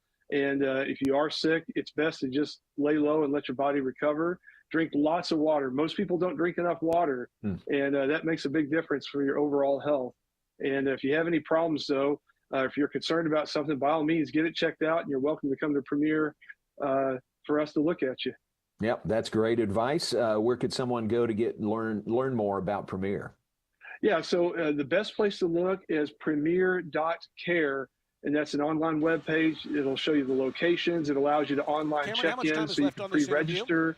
About a minute and 12. Things that we can treat and the things that that we can handle here. It gives you a lot more information about insurance and billing and everything you need to know about your visit. You can investigate online. It's like 4 minutes and 5. Very good. And Okay, I like what we say on the broadcast all the time. You don't have to. How about you after this? Just walk in. Tell you what, you know that that's intro, that very comeback, that's very liner, just play the necessary a lot liner of out of times. this, Okay. Yeah, that's right. As a matter of fact, we specialize in acute care. So, no one knows what's going to happen later today. No appointments needed. Just come. I think you'll find that our wait times are much less than the hospitals and most other urgent cares in town. We do our best to try and be efficient because we know your time is pretty valuable to you and you've got other things that you need to do and want to do. And nobody wants to be sidelined by an illness or an injury. Terrific. Well, thanks for sharing. Premier.care is what we want to remind people about. And Dr. Bryant, thank you very much. Thank you very much for having us. Hope you have a great night. And you as well. Thanks again to Dr. Jason Bryant, Medical Director for Premier ER and Urgent Care, our game sponsor today. Back with more at halftime here on the Baylor Sports Media Network. Here we go. Listening to the Nissan Halftime Show on the Baylor Sports Media Network. Brought to you by TFNB, the official local bank of Baylor Athletics. Texas Farm Bureau Insurance, championship partner of Baylor Athletics. Visit Texas Farm Bureau Insurance online to find a local agent today. Nissan, innovation that excites. Libman, America's trusted brand name in cleaning. Premier ER and Urgent Care. Feel better now. Stay tuned as we get set for the second half action with the Baylor Bears as we rejoin Derek Smith live from Courtside, bringing you the second half of action and more. All coming up on the Baylor Sports Media Network. Back with us here at Foster Pavilion, just about ready to start the second half. Baylor leads by 9 as we enter the third quarter, 35-26. Thanks for joining us on the Nissan Halftime Report. Thanks to all of you watching as well on the Courtside cam, brought to you by NextLink. NextLink brings this to you each game, and we appreciate their support. Reliable high-speed internet for your home or business. We appreciate Bobby B watching on the Courtside cam. He says happy birthday to you. Happy birthday, Bobby. Thank you. Oh, is that Bobby B, Bobby Baker? Is he like logging on wait to? a minute. It is not Bob. He says, okay, not Bob Baker. All right, now we know. All right, Kansas State will have it out of the locker room here on this nationally televised game on a Monday night. Crowd's made some noise tonight. It's been loud in here. Not full seats, but they've made noise here, and Baylor is off to a 9-point lead at intermission, 35-28. Kansas State will have Sides, Heel, Classens, Harrell, and Garcia out there on the floor, and that's their original starters. Baylor with the original starting 5 as well. Van Geitenbeek, Scott, Fauntleroy, Buggs, and KJ. Wildcats playing in. We're back underway here, back to action in the second half. Garcia takes a feed on the right wing, nice inside, glasses it too hard. Talia Scott with the rebound, maintains the dribble as Harrell tries to poke it away. And she gives it off to Jana Van Geitenbeek, who had 5 points and 3 assists in the first half for the Bears. Talia Scott with it on the right wing. Floats it inside to Buggs, knifes right to the bucket and lays it in. Her 12th double-double of the year. It comes just 30 seconds into the second half. She's got 10 points, 10 rebounds, and an assist to boot. Heel with it for the Wildcats. Fronts the basket left side. Now goes back to the middle floor to Garcia. She tries to attack. Scoops it outside to Sides. Karen Sides, their leading scorer, dealing with an illness tonight. Baylor has really kept her in check. Classens, top of the key. Tries to hook it with a shot clock at 5. Inside to Classens. They have Herod driving inside, and she lays it in with 2 seconds to go on the shot clock. Minute gone here in the second half. Baylor is up by 9, 37-28. Pass outside to Bella Fauntleroy. Good look at a 3. Knocks it down. There you go, Bella. Finally. I think that's what she was saying. Finally, I got one to drop. Hopefully she can just relax and play the rest of this 19 minutes. And just do everything, offensive and defense.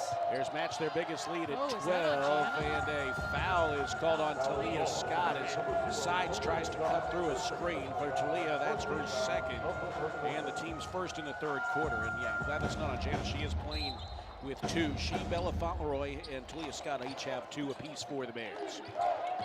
Here's Garcia penetrating the arc, taking it up to Herod. Herod got caught between steps in decision making and traveled with it. You know, Bella Fauntleroy's 3, she had not hit one since she was 2% since Cincinnati, so she had gone 5 straight games in the first half of this one. It was 0 for her last 17, but you just keep shooting, and finally one of them's got to drop. Fauntleroy's got it for the Bears, up by 12 at the other end. Not quite 2 minutes into the second half. Van Guytenbeek around a KJ screen. Slips it to back-cutting KJ, but she finishes. Nice job there by KJ. She's got 7 points. And we have a whistle and a timeout called by Jeff Mitty, who was about 3/4 of the way onto the other side of the floor just about there when he got the timeout call. But a good start for the Bears, having scored 7 of the third quarter's first 9 points. And what a big smile on the face of KJ just then as Kirsten Johnson finished again at the net, at the rim, and you know, that's just kind of been her thing. Either that she makes those layups or she misses those layups, and today she's not missing them. And she also hit a big 3. She's just been active all up and down the floor. She might get her first double-digit scoring game, Lori, in Big 12 play. She just might. I think she is just playing like, this is my last game on this floor. I came here to help Baylor win, and I just want to be a big contributor, and KJ's really doing that so far. The 2025-26 women's basketball season is presented by Central National Bank, proudly serving Central Texans in Waco, Temple, and Austin. Bank different, Bank Central. Central National Bank. Baylor 42, Kansas State 28. It's Baylor's largest lead, and it comes with 8:10 to play in the third quarter on the Baylor Sports Media Network. When you strive for greatness, you have a target on your back. When it comes to finances, we're all targets for scammers. But with the right game plan, you can protect yourself. Don't get faked by fraud. Here's a tip. Don't buy from social media ads unless the ad is from a verified company. When you click those ads, you open yourself up to fraud. If it seems too good to be true, it almost always is. This message is brought to you by Central National Bank. Fox Sports Radio, 93.9 K230 CK and KRMX HD3 Waco. At Magnolia Realty, award-winning agents set the bar for professionalism and excellence. Whether you're looking to buy or sell, Magnolia's full-service brokerage will guide you through every step of the process with expert industry knowledge. Their agents are fully invested in learning your story and customizing the real estate experience to suit your stage of life. Magnolia Realty has been serving cities across Texas since 2007, including Waco, Dallas, Fort Worth, Austin, San Antonio, and Temple. To get connected or learn more, visit magnoliarealty.com. You're listening to Baylor Women's Basketball on the Baylor Sports Media Network. Back here at Foster Pavilion, where the Bears, who got off to a hot start in the first half, are off to a similar beginning to the second half. They've scored 7 of the third quarter's first 9 points. Are back once again hitting 50% from the field and lead by a game-high 14 points. And it's been good balance tonight, Lori. Buggs is in double digits with 10 points, and she's got 10 rebounds, so already a double-double, but 7 points for KJ, 6 for Talia Scott, 5 for Jana Van Guytenbeek, 7 for Bella Fauntleroy. Just really everybody eats, as they've talked about this from years past. That's right, and to be balanced like this, that just keeps defenses on their toes and sometimes on the back of their heels. The way that Baylor has started here, they're 3 for 3, as you just said. But if you go back to Talia's 3 with 8 seconds before halftime, Baylor is 4 of its last 4.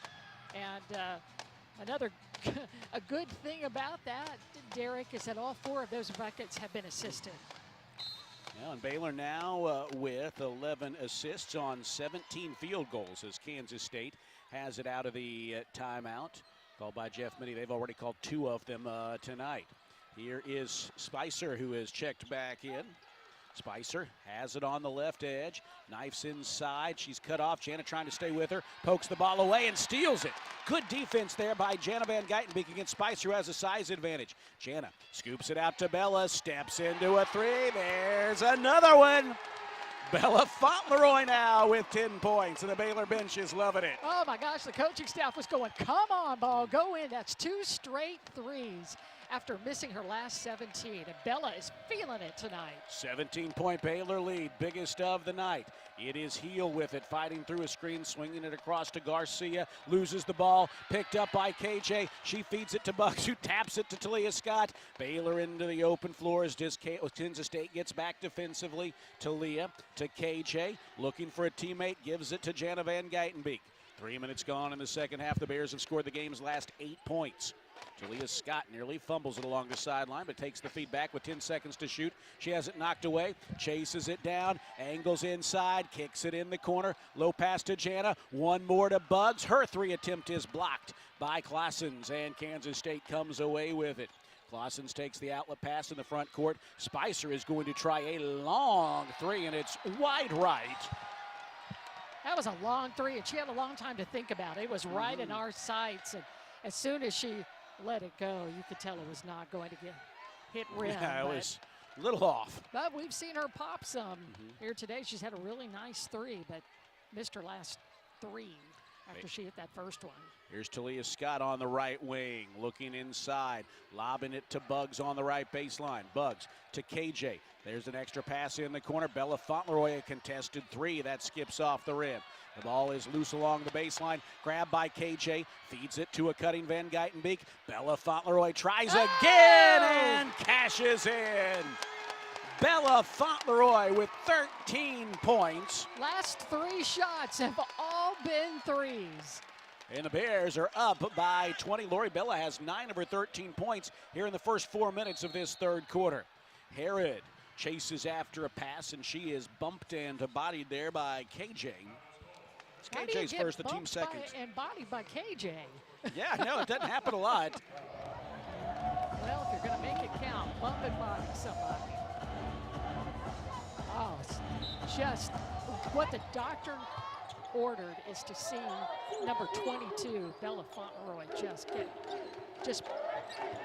on fire.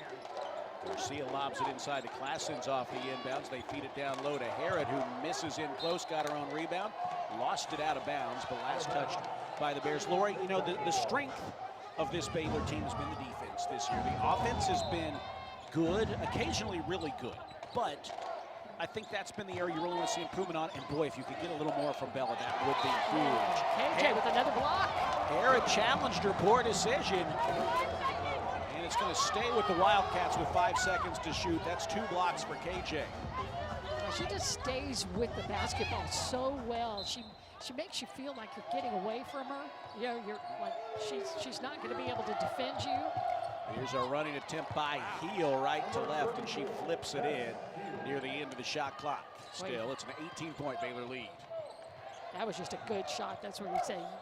We defended that well. That was a really tough angle for Heel, stopping that Baylor run. Baylor back the other way. Here's Talia Scott trying to answer with a 3. That she does. 21-point Baylor lead now at 51-30. 4 of Baylor's last 5 buckets have all come from the 3 ball. Talia Scott getting on into action after Bella hit 3 in a row. Here's Garcia contested at the top of the arc, met by KJ. She retreats, then attacks again, hands it off to Heel. Heel inside to Herod on the left baseline.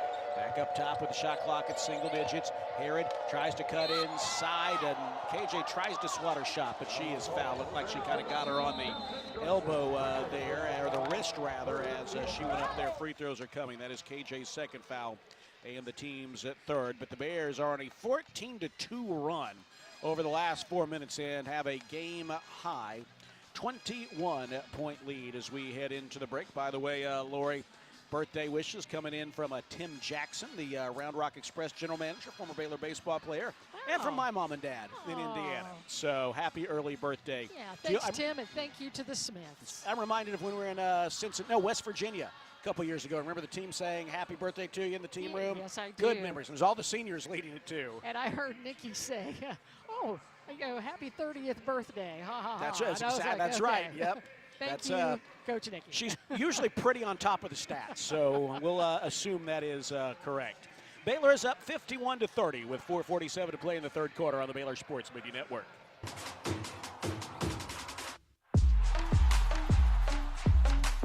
TFNB Your Bank for Life is a longtime supporter of Baylor Athletics.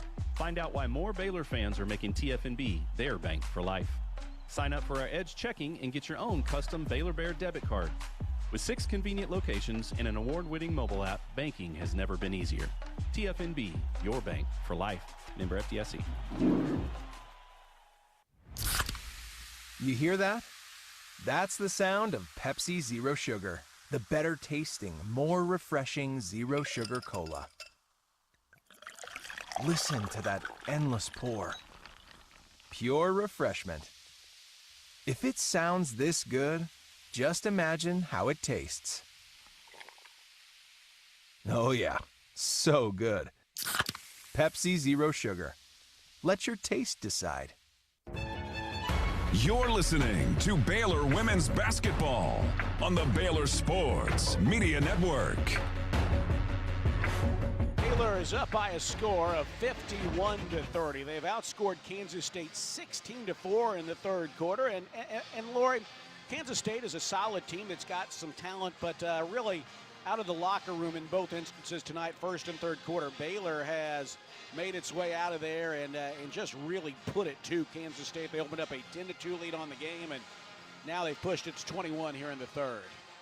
Boy, they have just done it on the strength of the three ball. We've seen this on the other side of somebody who just gets hot, nailing threes, and the next thing you know, you're down by more than 20 points. But it all started with Talia Scott, who got the three balls going, hit that one right at the end of the half. Then you had Bella Fauntleroy finally nailing those threes and hit 3 in a row. And it was so fun to watch the coaching staff, the way that they reacted when she hit the first one, when she let the second one fly. She missed the third one, but boy, did she pop that fourth one. And Coach Nikki was just talking to Bella. She was just encouraging her there. I mean, it makes a big difference. Well, look at Bella's face. I mean, she's clear-eyed. She's smiling. I think she feels like, aha, it came back. You just had to be patient.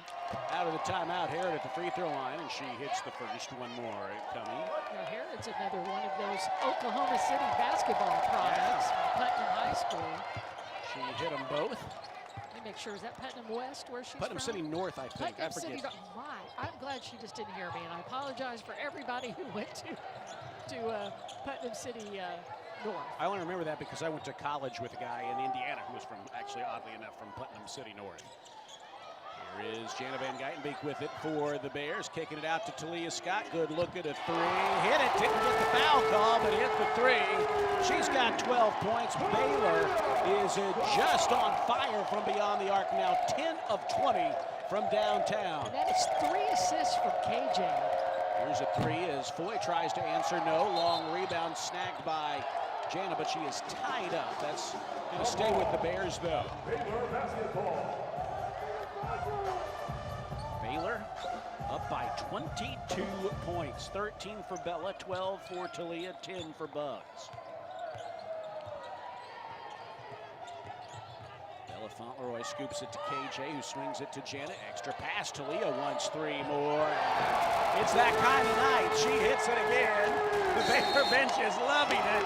Jeff Mitty is not. He calls another timeout. 6 of 8 field goals made here in this second half have been from the three-point line. Everybody is feeling it, but especially your 2 deadly three-ball shooters, and that is Talia Scott and Bella Fauntleroy. Well, kind of ridiculous right now. Baylor 11 of 21 from beyond the arc, and they lead. The Bears do by 25 points. Tonight's game is presented by Premier ER and Urgent Care. Premier ER and Urgent Care is the place to go when you're not sure where to go. Open 24/7 and just a short walk across campus. No appointment necessary. Just walk in. Visit premier.care to learn more.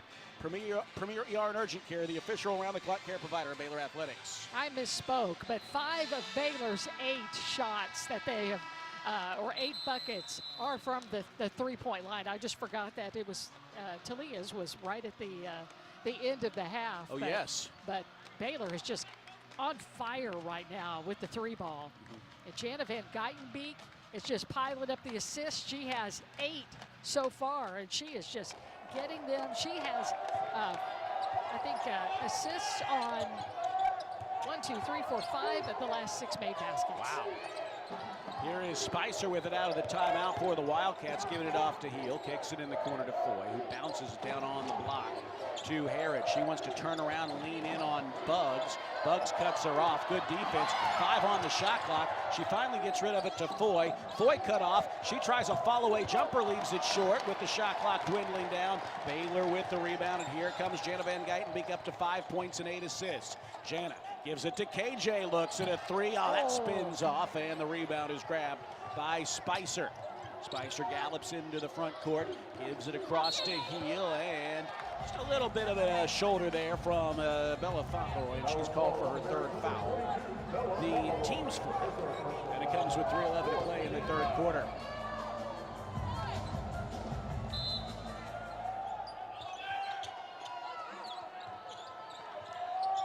Here is Heel taking the handoff after throwing in the inbounds pass and blasting it in close. Actually have had some nice inbound plays that they've run with some success tonight, but Baylor is up by 23 points, 57-34. Talia Scott, a transition 3, left that one short. Rebound batted around, and Heel comes away with it.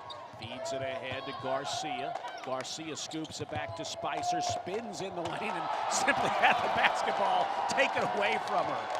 I think Bella may have taken some contact, and so she was just flat-footed when she got that steal. And a whistle, the ball out of bounds off of Kansas State. Talia Scott was about to shoot a 3, nearly left her feet, but just kind of knocks it off of K-State as Marqua Johnson prepares to check back in. Talia Scott has 5 3-pointers in this game. She was just 1 off of her season high that she had way back when against Iowa. I wanted to make sure that wasn't Iowa State. No, that was way back against Iowa. That's wild. At Disney, right? Yeah, it was Disney. That's where it was. That just seems like a lifetime ago, Derek. It does. What does Paris seem like to you? Like you always say, a fever dream. It's true. Here is Marqua Johnson, wanted to get back in on the 3-point act, but she left it short.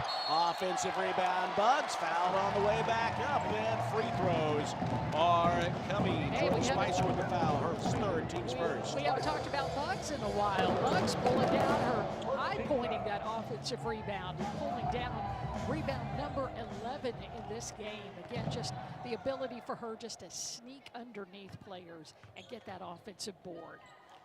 Bugs' first free throw is up, 2 strong, 1 more coming. And Lori, there's 2:23 to go in the 3rd quarter, so it's probably a little early for this line of thinking, but I'll go ahead and mention it nonetheless here. Maybe you know where I'm going here. Both free throws no good. Kaylin Elms offensive rebound, blocked on the putback attempt, and K-State comes away with it. Let's push this lead, because this is the 2nd game in 48 hours. It's been a tiring stretch, 5 games in 12 days. It would be nice if Coach Nikki could empty the bench a little early, but Baylor needs to keep playing like this to make that a possibility. Oh, a 3 banked in by Spicer, who does not really celebrate today because her team's way down, and she banked it in, but a 3 nonetheless for the Wildcats. That makes it a 20-point game again, 57-37. Talia Scott has it for the Bears, swings it right side, and Baylor throws it away. Marqua Johnson tried a timing pass, but mistimed it. Here, driving inside as Foy has her shot swatted out of bounds by Dariana Littlepage Bugs. That was a swat out of bounds. 3rd block shot for the Bears tonight. Baylor is 2nd in the Big 12. It's in 1st in the Big 12 and 3rd in the nation, I beg your pardon, in blocked shots. Spicer tries a 3 from the left side that hits the rim twice, misses. Put back no good by Harrod. Here come the Bears into the front court. Talia Scott galloping, stopping, losing the ball, getting it back. She's trapped along the sideline, tries to hook it to Marqua Johnson, but it's Garcia with the steal. Garcia scooping it back to Spicer, nearly walked. Kicked it out to Foy for a long 3 that's off the back rim. No, Bears engulf the rebound. It's Marqua Johnson coming away with it.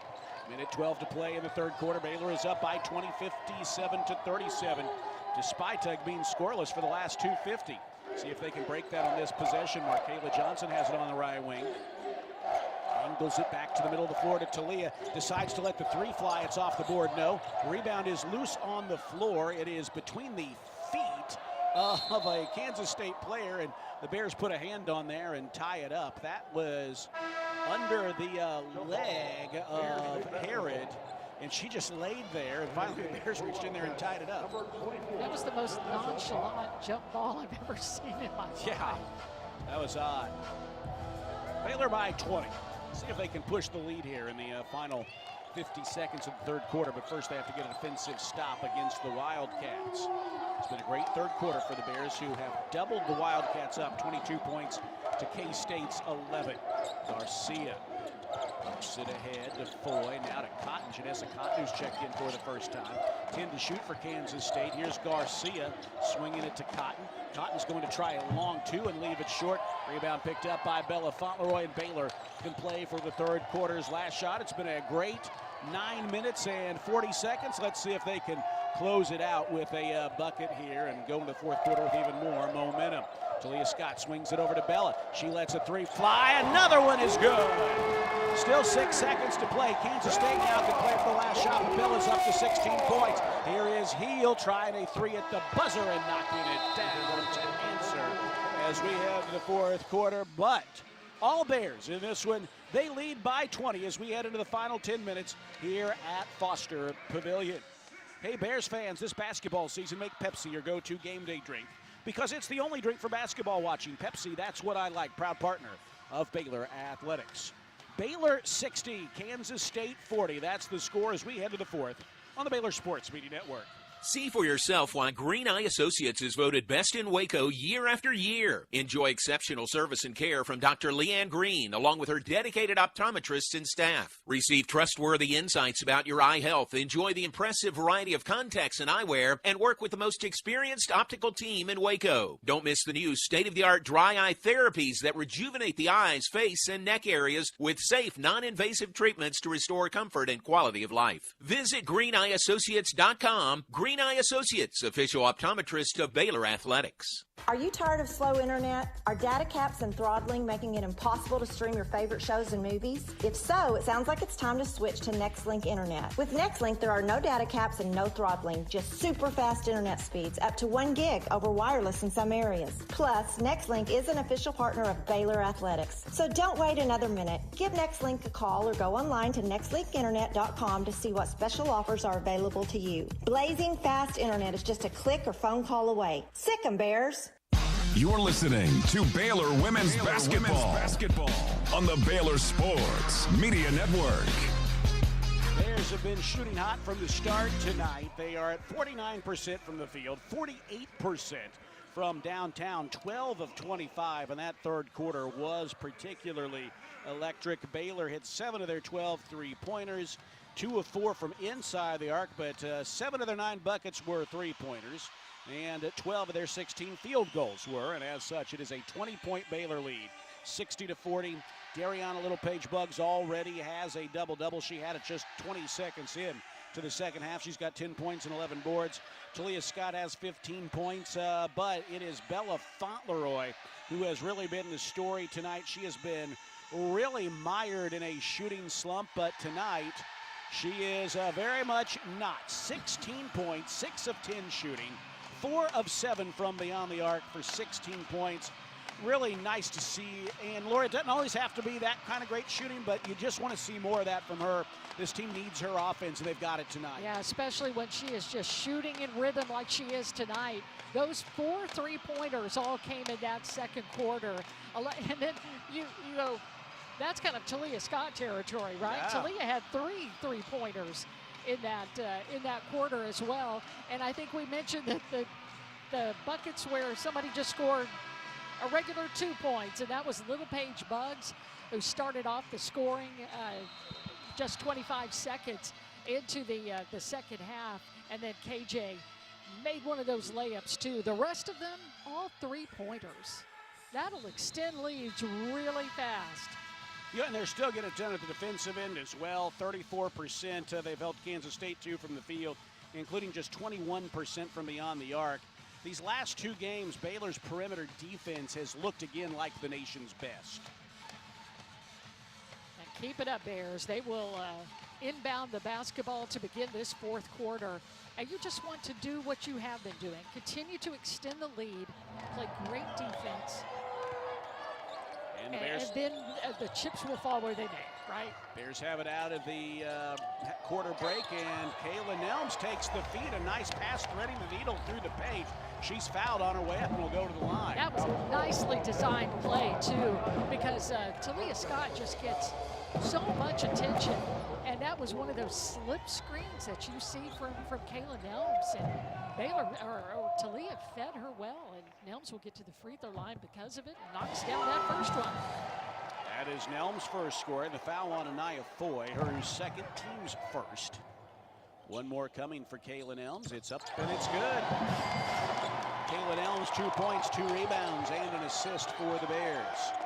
And it's a 22-point lead once again. Baylor's biggest of the night has been 25 at 57-32. Heel has it for the Wildcats. Feeds Garcia, middle of the floor.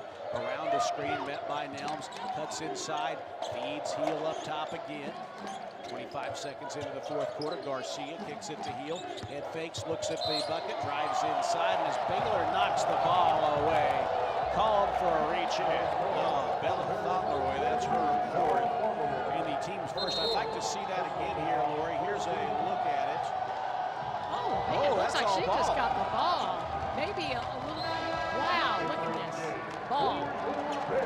Nothing but ball. It's all ball. All ball, but they caught it, so I see Michael Motta, director of ops, saying that was all ball, and it was. Yuting Dunn in for the Bears in place of Bella with her fourth foul.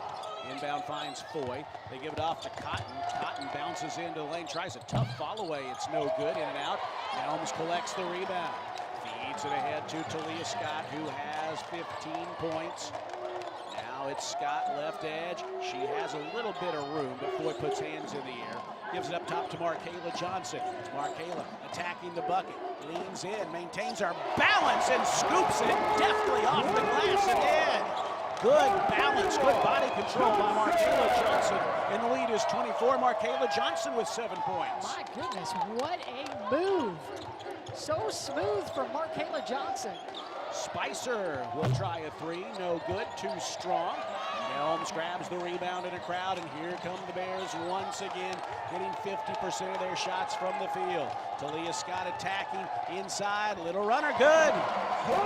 Talia Scott, a teardrop in the lane, and it's 66-40. She hasn't had much space in the paint, but that time she did. Nothing but, just as you said, a little teardrop, and Baylor has scored the first 6 points of this quarter. Boy, Baylor's really open quarters well tonight, haven't they, Lori? They have. Kansas State gets it right back with a fumble pass out of bounds. Baylor scored 10 of the, jumped out to a 10-2 lead in the fourth quarter. They scored the first 5 points in the second quarter. You know, they just caught fire from the three in that third quarter, where they outscored Kansas State 25-14, and now they have a chance to extend the lead even further. KJ checks in for Bugs. I mean, maybe Bugs might have done. We don't really know. We'll see. Here's Talia Scott, another mid-range in and out. Claessens with the rebound. Lori up 66-40.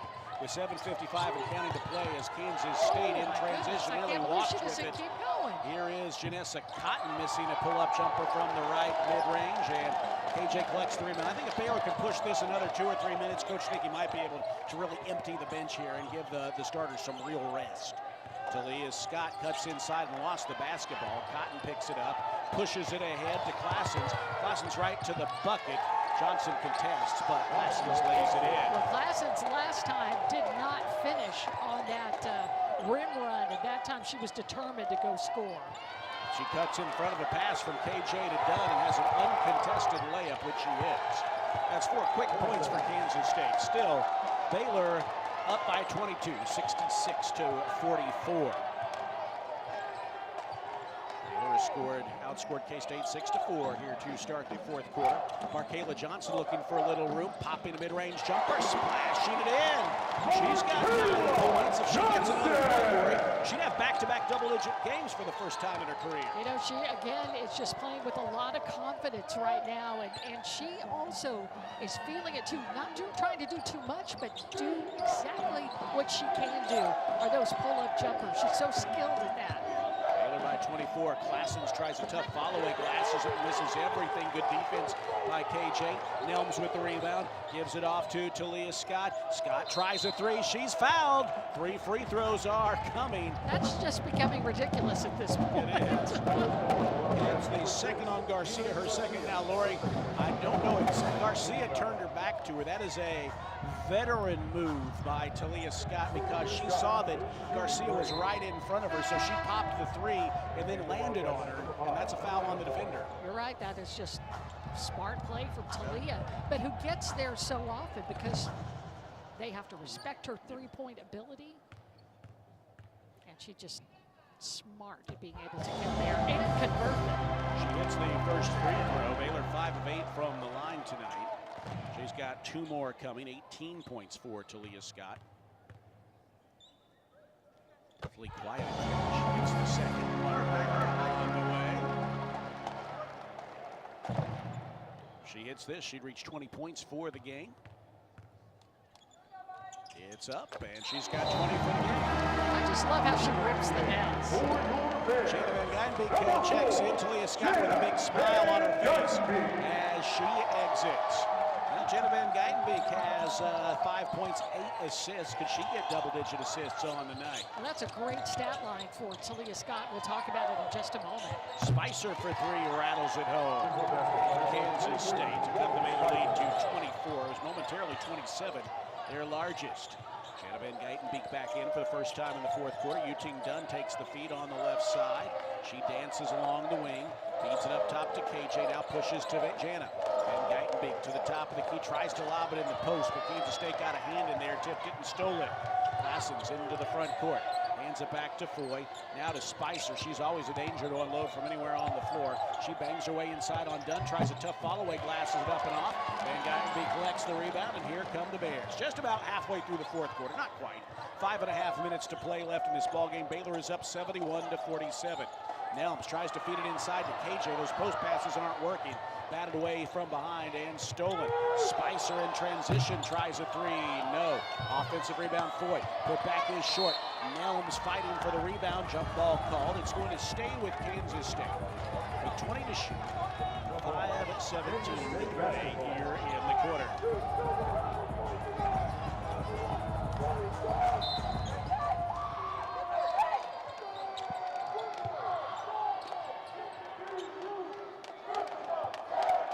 Kansas State plays it in with 15 seconds to shoot. Here's Garcia feeding it back to Cotton. Cotton knifes inside and rattles it in. Tough little runner inside, and she enters the scoring column on her 4th field goal attempt. 4:58 to play in this one. Baylor up by 22. 71-49. Here's Yuting Dunn off a screen, thinking about a three. Tries a little follow-away. No, instead she passes it down low to KJ, and it's knocked out of bounds to the Bears. That time Baylor will keep the possession, but they go into the interior to KJ for the 3rd straight time. The last 2 were turnovers, not for KJ, anything to do with her. That time she just wasn't able to pull it in. It got knocked out of her hands, but again, Baylor with the possession. Hey, Bears fans, this basketball season, make Pepsi your go-to game day drink because it's the only drink for basketball watching. Pepsi, that's what I like. Proud partner of Baylor Athletics. All Bears in this one as we head into the final 4 minutes and 47 seconds. Baylor is up 71-49 on the Baylor Sports Media Network. We don't just build trucks. We build something that's meant to last. That's why the 2026 Toyota Tundra isn't just built in Texas. It's built by Texas, which means the Tundra is built to tough it out and to take it easy. Built to carry tradition and to make new ones. Built to roll with the punches and to go the distance. Built stronger, built louder, built here. The 2026 Toyota Tundra. Built in Texas, driven everywhere. Test drive at your local Toyota dealer or visit Toyota.com today. Right now, qualified lessees can lease a rugged new 2026 Tundra SR5 for $519 a month for 36 months, with $49.99 due at signing. Toyota, let's go places. Feature availability differs based on trim. See Toyota.com for offer details. Offer available in select states and ends 3/2/26. You're listening to Baylor Women's Basketball on the Baylor Sports Media Network. So 3 away from time.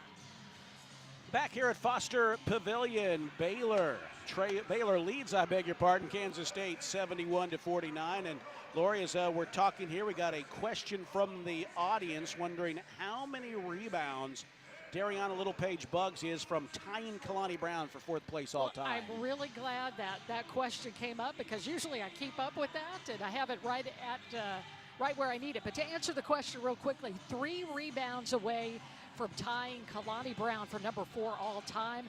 Dariana Littlepage-Buggs has 1,126 total rebounds after pulling down 11 so far tonight. So 3 from tying, 2 rebounds from passing the great Kalani Brown for number 4 all time. And we've been talking about how she's entering rarefied air. That's what we have said. She has passed in just the past few months. Lauren Cox, Danielle Krogrum, Maggie Davis-Stinnett, Jackie Ryder, Nina Davis. Last one was Nalissa Smith for number 6 all-time. Buggs right now all by herself at 5th, but sure is close to surpassing Kalani Brown. Well, we don't know that we'll see her again the rest of this ball game, and I would probably guess not, but we'll see as Coach Nikki is bringing more players in. Kira Pemberton is in for the first time for the Bears. Baylor has the ball out of the timeout. Jana will play it in out there with Marqua Johnson, Yuting Dunn, KJ, and Kira Pemberton, the North Dakota transfer. Jana looking, having some trouble, bounces it off of the foot of a defender. A smart decision by Jana, and Baylor will keep it and play it in again. Especially how Jana moved quickly to the left after she bounced it off the right foot of Garcia. Jana having trouble again, tries to do the same thing, and Coach Nikki calls a timeout. I think she saw that it just wasn't developing there, and she called the first timeout of the evening here, and it comes with 4:47 to play.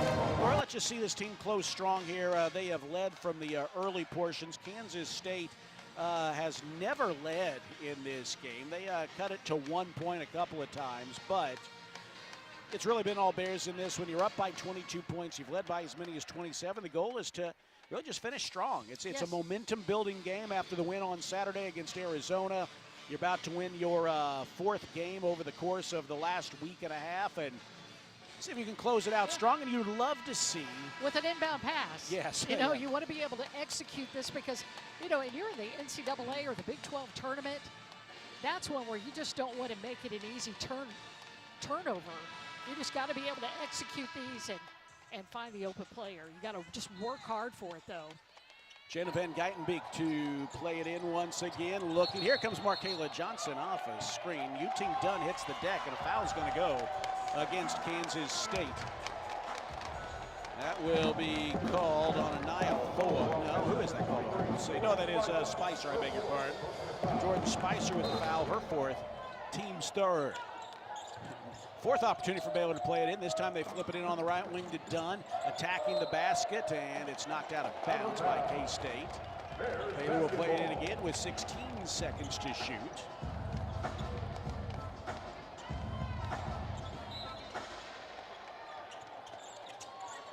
Jana swings it in once again to Yuting Dunn. Up top to Marqua Johnson. Now Pemberton has it left edge. Gives it off to Jana with single digits on the shot clock. Van Geitenbeek finds Marqua Johnson, 5 to shoot, 4 to shoot. Shot clock dwindling, lets it fly, no good from the top of the key. And here comes Kansas State nearly throwing it away. Spicer gathers it in. Now it's Clausen's taking the feed mid-post right side. Wants to put a move on Pemberton, but Pemberton stays with her defensively. She gives it off to Cotton. Ella Brow will check in on the next dead ball for the Bears. Here is Clausen circling inside to the basket. Has her shot blocked by KJ. Marqua Johnson comes away with it. She's off and running, attacking the basket. Outside, Yuting Dunn for 3, and she splashes it in. Baylor now 13 of 26 from downtown. That ends a mini scoring drought of 2 minutes, and the Bears are in front by 25 once again. Oh, a transition 3 off of a KJ block. Inez Goryanova will check in on the next dead ball, as will Ella Brow and Kayla Nelms. Fastball pass down low to Foy. Good defense by KJ. 10 to shoot. They send it out to Spicer. Down to Garcia with 7, with 6. Lobs it inside to Cotton. 4 to shoot. Mid-post. Fall-away jumper. Throws it off the side of the backboard, and the Bears pick it up. 3:20 to play. It's a 25-point Baylor lead. Jenna Van Geitenbeek, she'll check out here shortly. Gives it off to Pemberton. Attacks the rim. A lot of contact. There's no whistle, and it's out of bounds. Will stay with the Bears with 3:12 to play. Jenna Van Geitenbeek, Marqua Johnson get a hand from the crowd, as does Kirsten Johnson as they exit. Inez Goryanova, Ella Brow, and Kaylin Elms check in. The starters are out of the game and really have been for most of this fourth quarter. Baylor has been dominant here tonight and are up 25 against Kansas State. 3:12 to play. Let's see how some of these bench players take advantage of the opportunity. And Goryanova feeds it into Yuting Dunn. Baseline jumper, good.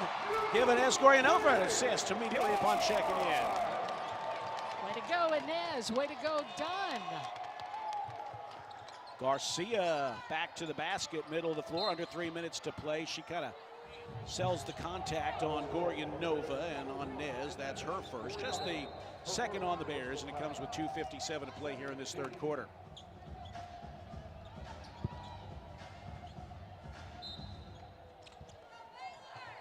Kansas State bounces it into Garcia, high on the left wing. Baylor 76, Kansas State 49. This match is Baylor's largest lead of the night.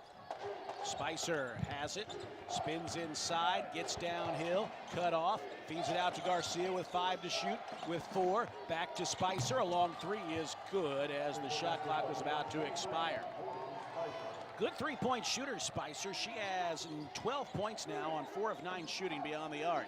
Here's Ella Brow with it for Baylor in the front court. Brow to the free throw line. Outside to Nelms. Now Nelms finds Goryanova left edge. Bounces to a cutting Nelms, but she fumbles the bounce pass out of bounds. And it'll go back to the Wildcats.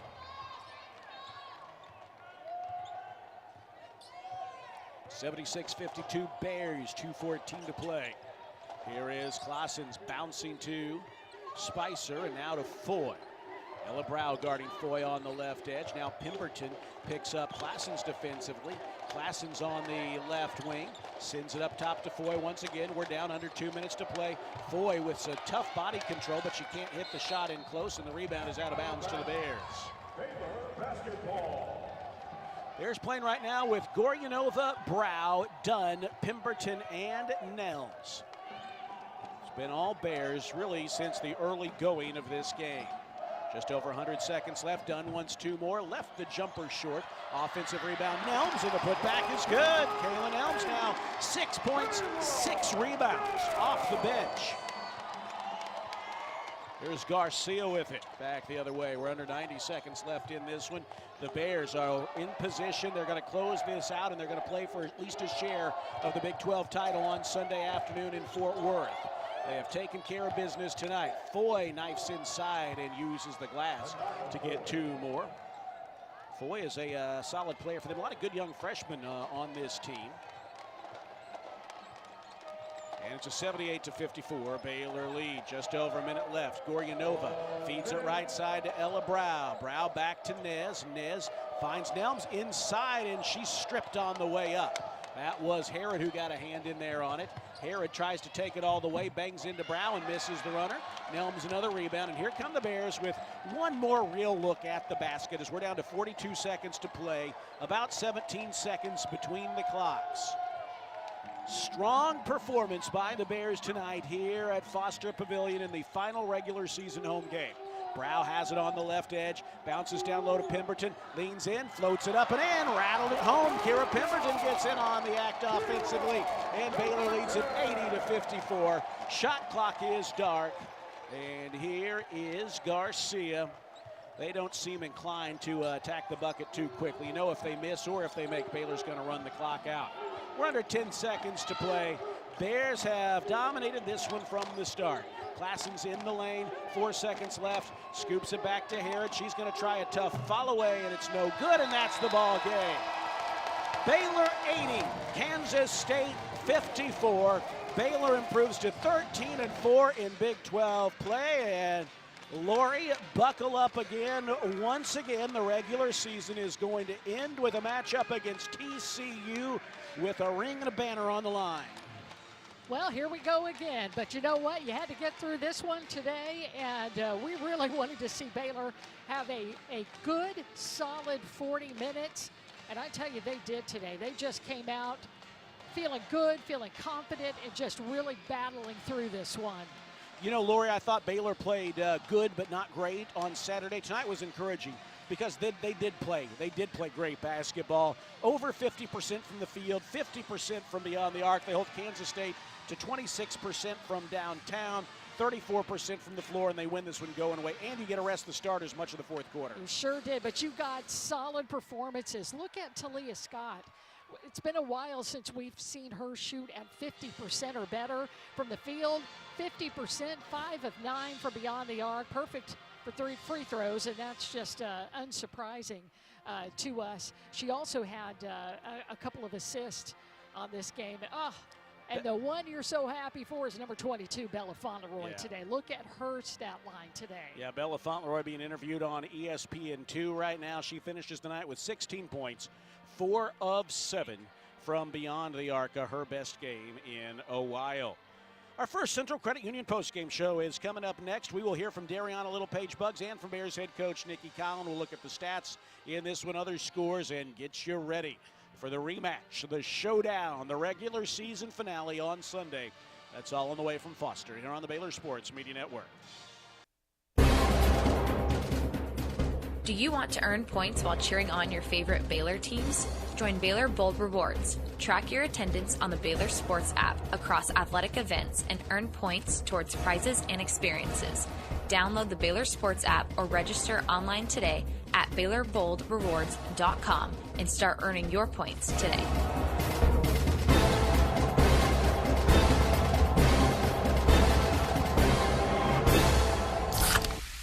You hear that?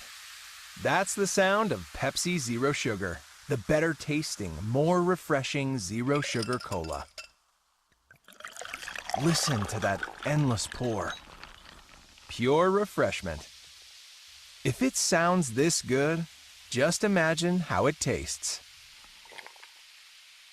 Oh yeah, so good. Pepsi Zero Sugar. Let your taste decide.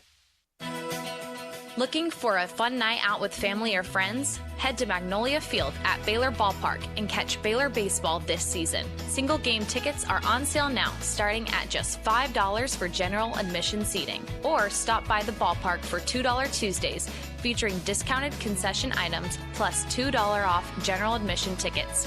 Grab your seats now at BaylorBears.com/tickets, and we'll see you at Baylor Ballpark. When you strive for greatness, you have a target on your back. And when it comes to finances, we're all targets for scammers.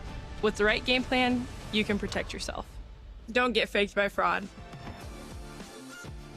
Here's a tip. Never deposit someone else's money into your bank account. Scammers will send you money or overpay you and then ask you to refund a portion of the money back to them. This is a scam. This message is brought to you by Central National Bank. This has been live coverage of Baylor women's basketball. Now it's time for the First Central Credit Union post-game show. Brought to you by Texas Farm Bureau Insurance, championship partner of Baylor Athletics. Visit Texas Farm Bureau Insurance online to find a local agent today.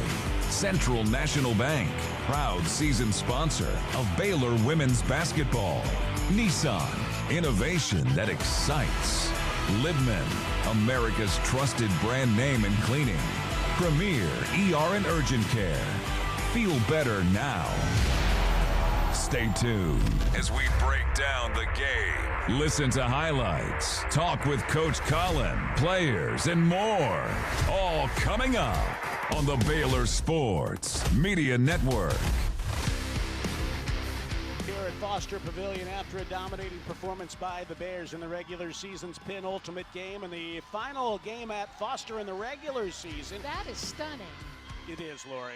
It's stunning that you would say that. It's we are here at the end, and the regular season has one more game left, and it is on the road, and it is for a banner and a ring on Sunday. But let's enjoy this one now a little bit too, even though I'll admit, you know, one's mind starts to think about what is ahead and what's possible. But I tell you what, we've got someone making her way over to join us here on the First Central Credit Union postgame show. First Central Credit Union, everything we do for you. It is the double queen herself, Dariana Littlepage Buggs. So Buggs, it's Lori's birthday tomorrow, and John Morris brought cupcakes. I don't know if you're allowed to have them or not. Yes, I got 2 off days, so I think I'm good. I'm trying to give away all of Lori's birthday cupcakes, but she might let you have one. If she Buggs would like. can have one. Okay, well, Buggs, what a dominating performance tonight. Congratulations. It's the final game that we're guaranteed to play here at Foster Pavilion this year, and you guys just came out like you didn't even want Kansas State to be in this game. What was the mindset like to start this? And obviously the execution was there. I mean, it just started with 1-2. I mean, we've had conversations these past couple days, and it just started with our energy. If we come out with our energy and we know our defense carries us, we got to bring it, and I think that we just brought it today. Like, we wanted it. When we got up more. We didn't back off today, and I just think that we kept it in our head all day. You know, you scored a lot of the points early, and then you did a lot of the rebounding that set your teammates up. It just felt like everyone had their stretches. Bella was incredible in the third quarter and really all game. Talia Scott had 20. Take us inside. How big is it for this team when Bella has a game like that? I mean, she's a good scorer, but tonight she was exceptional. Oh, we always need Bella to score. I mean, she gets it done for us on defense, but I think people have to respect her on offense because she does have game, and it just opens it up a lot more for us when Bella scores. Like, we need her to shoot those threes because you got to play her honest. And like I said, she's a really good scorer, so you got to respect her, and you got to play her on both ends. So.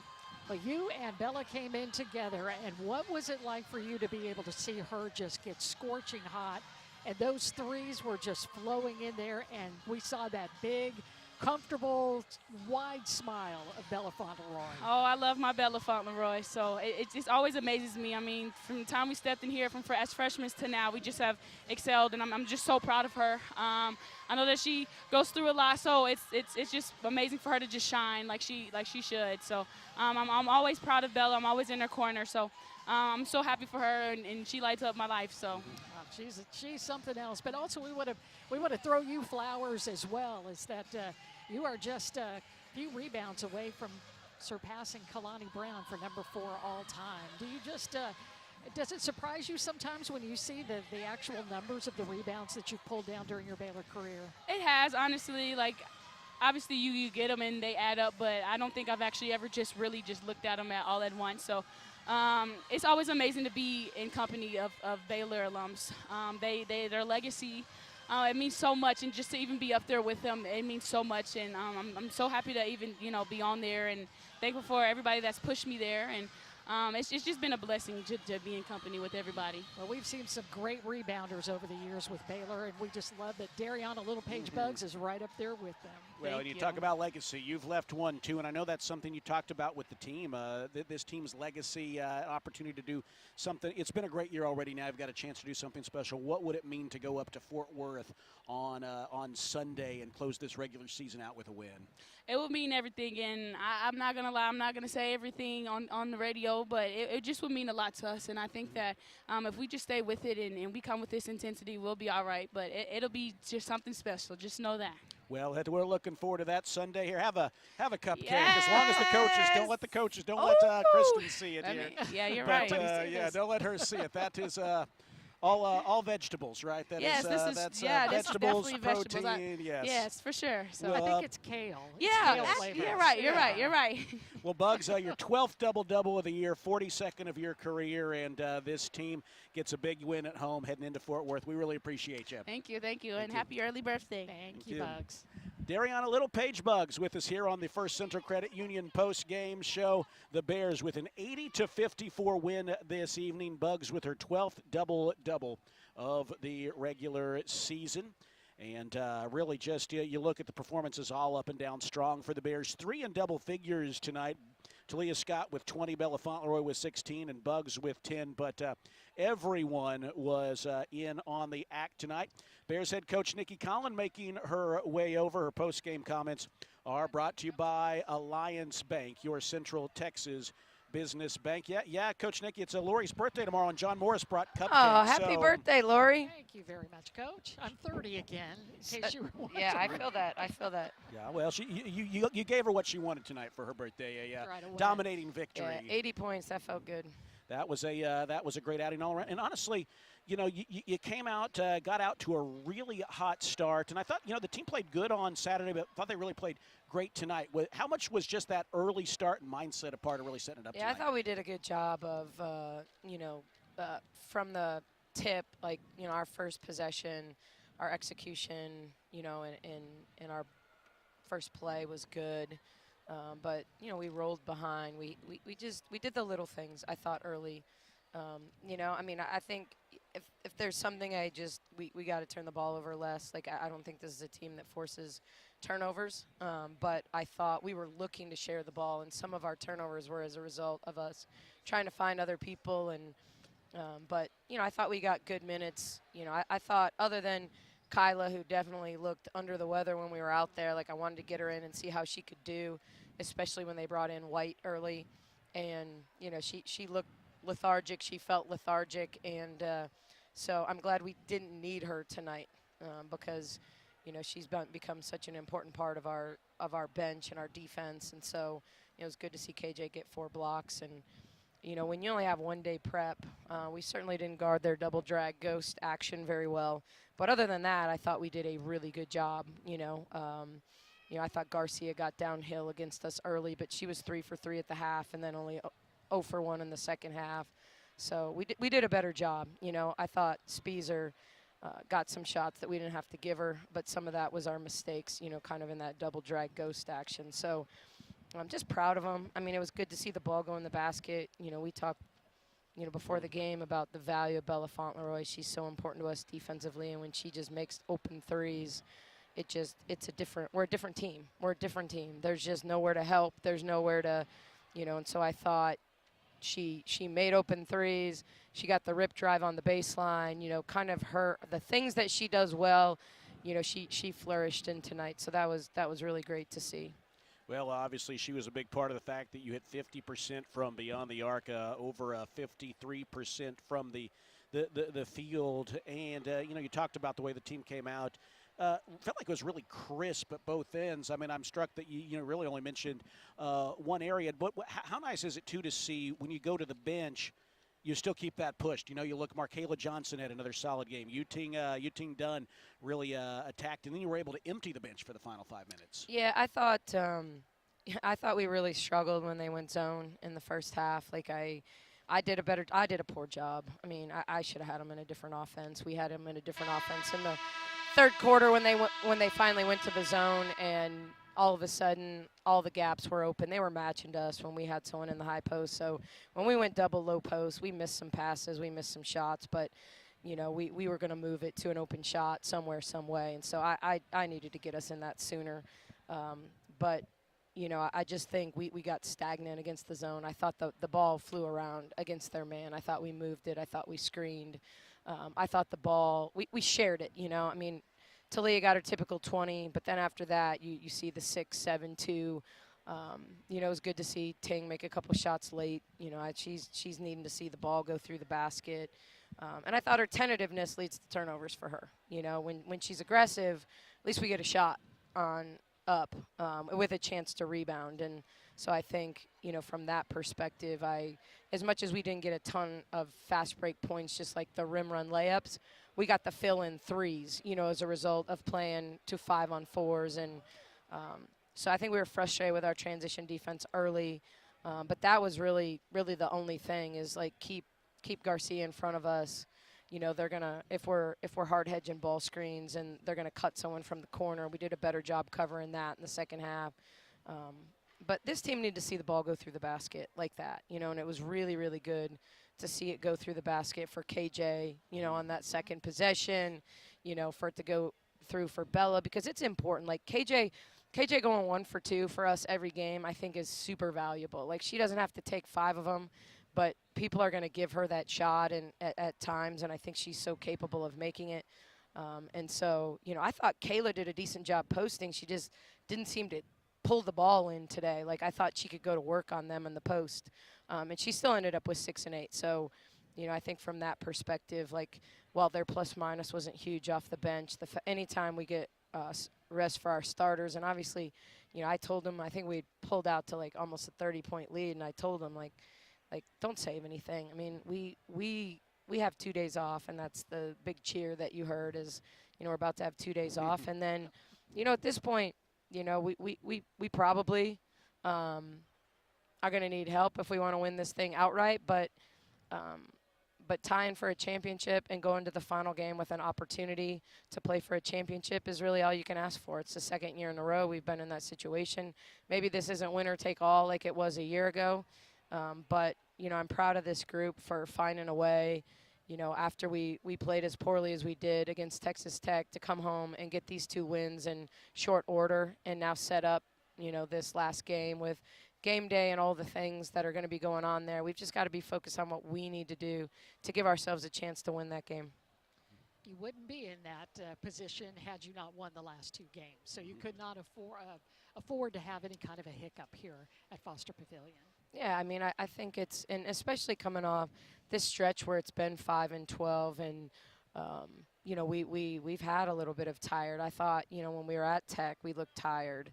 And so to get some rest in the last game for certain players just because they were getting in foul trouble. It was good to rest, Bugs and Bella a little more tonight, not because they were in foul trouble, although Bella did pick up fouls and ended up with 4. But that last one was a clean strip, so I'm sending that thing in. Yeah. But, Yeah. But I just think,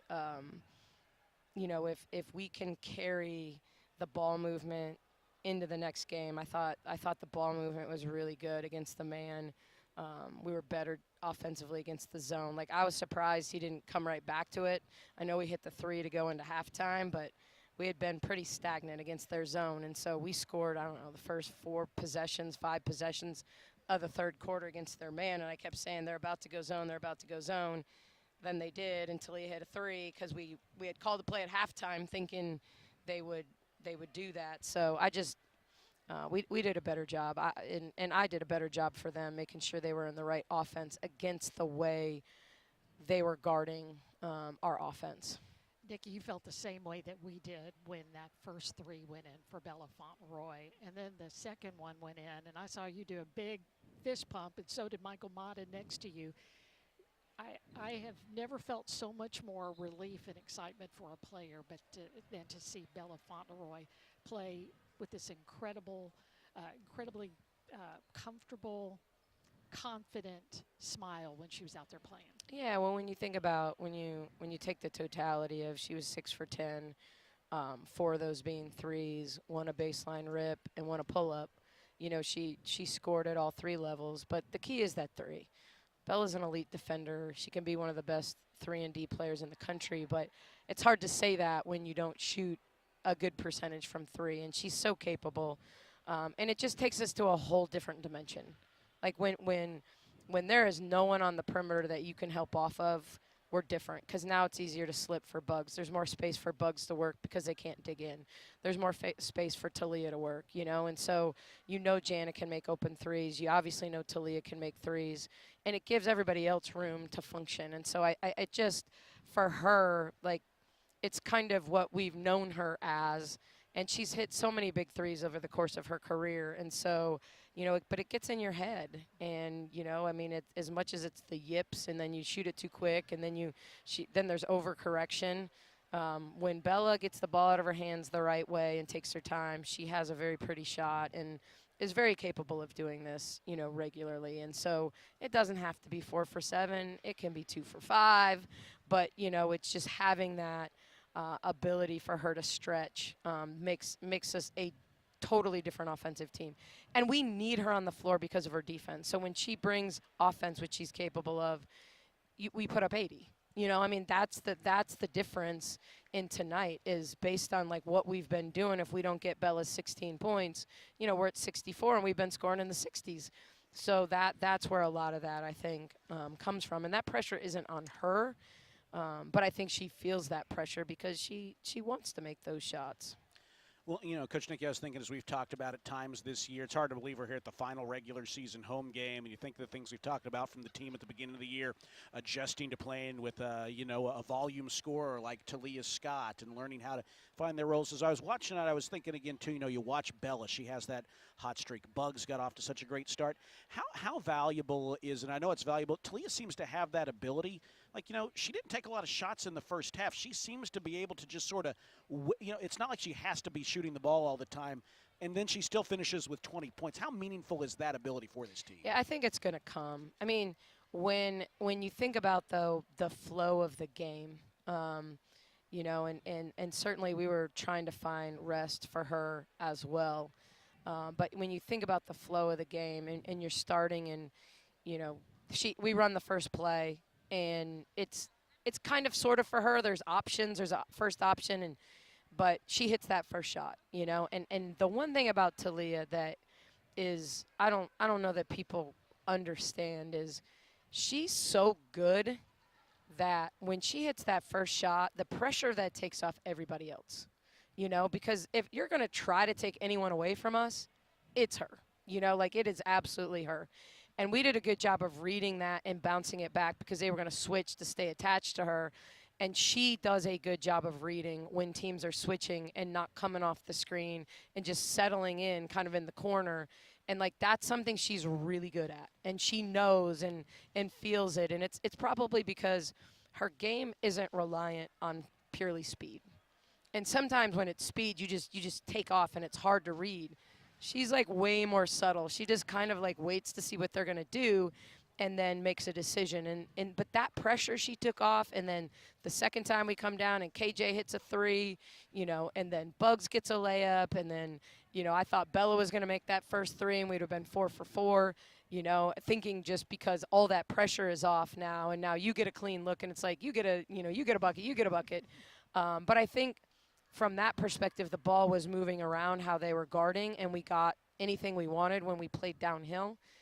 But then they went zone, and I had her at the point, and she was kind of at the top of the key, and she doesn't get as many shots, and we don't get as many shots in our zone offense from the top. So getting Jana back in, you started to see her get the 3 at the end. The 3 she had on the wing in front of our bench. When you get to move her off the ball against the zone, she's going to get those shots. And then when we ran Zoom action in the second half, you guys can probably hear me. I'm telling her to shoot it before she even gets it in her hands because I know that the defense is trailing her. So I'll say knock that down so that there's no, she's flowing right into her shot. She's not catching, figuring out, am I open or not? And that last one she hit was like that. But I thought she had a good drop pass. I thought she was seeing her growth is still going to come in. Can she make all the plays when people are pressuring her? And I saw growth in that she was seeing what was there. It's just the deliverable. Is it a high pass? Do I need another dribble to get around? Because the way they were switching, they were so afraid of our slips. And I shouldn't say afraid, but we're so good at slipping people in the switches and getting layups that they did a good job not allowing us to do that, but they were rolling switch so we could come off the screen, and if we hit and rolled hard, we were still going to get the same action because we were behind them. But it wasn't the same way we would normally slip people. So I think she saw it, but all of a sudden Clausen's is out on her with size and, deflects the pass or it comes back at her. So finding, there's a difference between seeing the pass and then delivering the pass. And that's the next step for her. You see it at times because her drop pass to Kayla was elite. So she has the ability to make them. It's just finding the right space for her to do it. Well, it's fun talking about a 20.5 point per game score and thinking that ceiling is higher yeah, still. It's and that's the beauty of her because she can't be satisfied. That kid wants to play at the next level. So her ability to not just make shots, but to be a playmaker at her size is going to be important, And there's been growth this year, and at the beginning of the season it was head down. Let me find a sliver. Let me get to the rim. And as the season's gone along, and wear and tear on the body, and people loading up to her, all of a sudden it becomes you got to find Bugs on the slip. You got to find your 5s on the roll, and if you do that, then they got to pick their poison. But if it's about you all the time, then you're always going to have 2 and it's going to get tougher, you know? So I think it's that whole idea of once she can do that, then no one will be able to guard her because it doesn't matter if they're trapping, it doesn't matter if they're hard hedging, it doesn't matter what the coverage is. That's when growth is going to happen, when it doesn't matter what they do to her. I was surprised they didn't trap her a little bit tonight because I've seen them do that at times where they've switched everybody and trapped one person, and so I wasn't upset that they didn't. Well, she finished with 20 points tonight. Well, Coach Nikki, nothing would make us happier, at least at this point in the season, to see these seniors, you and your staff, everyone celebrating a Big 12 title on Sunday. And I know you're going to be putting in the work these next few days to make that happen. So thank you. Yeah, and hopefully this isn't the last game in Foster, but if it is, I just wanted to say thank you for anyone listening that's come out to one game, all games. This is a special place. We love playing here. Our players love playing here, and hopefully, you know, I truly believe if we finish strong, we're going to have a legit shot to host here. But certainly, we're one of those bubble teams, and you know, probably fluctuating anywhere between a 5 and a 7 right now. But I think, you know, with a couple quad 1 wins and you know the right finish, we can get right to where we were at a year ago. So that's the goal. But we got to get one at a time, and certainly. At this point, it's ring chasing. So that's what we're about next Sunday. And hopefully anyone listening puts that in their GPS. Schollmeyer, how do you say it? Schollmeyer Arena. Schollmeyer Arena. Yes. We need you there. I know there's going to be a lot of purple. Well, they had 50. I think I saw they were touting 5,800 people there yesterday, which means that still leaves about 2,000 other seats for Baylor fans to come and play. Absolutely, absolutely. And I certainly think, you know, a year ago we had an unbelievable turnout for that game here to finish the season. The Big 12, I think, is doing this on purpose. Yeah. You know, I think they love this energy on the last day. But it's a good thing for our league, and it's been a special year for our league. And I don't think sometimes there's a lot of questions about, you know, when other teams are beating each other up, like, what does that say about our league versus the SEC? But I think this has been a really good league. I think the new coaches in our league have brought a ton of energy from BYU and Lee and Molly at Arizona State. And, you know, you guys saw firsthand, like, I mean, maybe Arizona doesn't have the pieces yet and hasn't won on the road, but, you know, they get huge crowds there at home, and they compete, man. They fight. And so, you know, when you look at, I think, where this league is headed, you know, I mean, it's a really, really good league. And at some point nationally, they're going to recognize that. And, you know, I think it's exciting that game day is coming to the Big 12. And so I guess we owe them. Yes, ma'am. So, all right. You know, and yes, we'll guard Olivia Miles. All right, fair enough. I know everyone was wondering. Well, all right. All right. Thanks Coach Nikki. Appreciate it. Bears close out the home portion of the regular season schedule with a win tonight, 80-54, the final in this one. Yes, you heard it here first. Ladies and gentlemen, we will guard Olivia Miles on Sunday. So that'll you know, go a long ways towards helping the Bears get what they want come Sunday afternoon. The home portion of the schedule is over, but one more monster game awaits. But before we get there, let's take a look at how this one unfolded when we come back at Foster Pavilion. This is the First Central Credit Union postgame show. Everything we do for you. We are brought to you by Rudy's. Rudy's is a proud sponsor of Baylor Athletics. Be sure to stop by your local Rudy's or Rudy's.com for some real Texas barbecue. Enjoy 100% oak smoked meats, delicious sides, and Rudy's signature sauce. Don't forget, Rudy's serves breakfast tacos every day until 10 a.m. Baylor 80, Kansas State 54. Back with more after this here on the Baylor Sports Media Network. Fox Sports Radio, 93.9 K230 CK and KRMX HD3 Waco. It's the President's Day sales event at Allen Samuels Dodge in Waco, and the choice is yours. Drive home a new 2025 Jeep Wrangler Sahara or Rubicon with $10,000 off MSRP. Ford owners get an extra $2,000. This week and next one, yes. Step up to a 2025. Yes, sir. Tag $12,000 off MSRP. Inventory's moving fast and selections are getting thin, so don't wait. Hurry to Allen Samuels Dodge in Waco, your friend in the car business. Come by, let's be friends. When you strive for greatness, you have a target on your back. And when it comes to finances, we're all targets for scammers. With the right game plan, you can protect yourself. Don't get faked by fraud. Here's a tip. Don't click on links in emails and text messages. Scammers send emails and texts that look real, saying there's a problem with your account or your order. Don't click. Don't do it, ever. Instead, go directly to the company's website and log in there. This message is brought to you by Central National Bank. Have you been to the new location of Green Eye Associates yet? You'll still receive the same award-winning service and excellent care from Dr. Green and her dedicated optometrists and staff. But now conveniently located in Woodway right off of Highway 84. Come see the expanded optical showroom and be sure to ask about innovative services like IPL treatments for dry eye symptoms and the brand new sports vision technology. Green Eye Associates, the official optometrist of Baylor Athletics. Serving Texas since 2007, Magnolia Realty is a full-service brokerage led by expert industry knowledge and a commitment to community. With kindness and integrity at the forefront, every agent is equipped to help you navigate the market and make the real estate journey your own. Whether buying or selling, feel supported with an award-winning agent at your side from first offer to contract and close. Magnolia Realty serves cities including Waco, Dallas, Fort Worth, Austin, San Antonio, Temple. Learn more at magnoliarealty.com. You're listening to Baylor Women's Basketball on the Baylor Sports Media Network.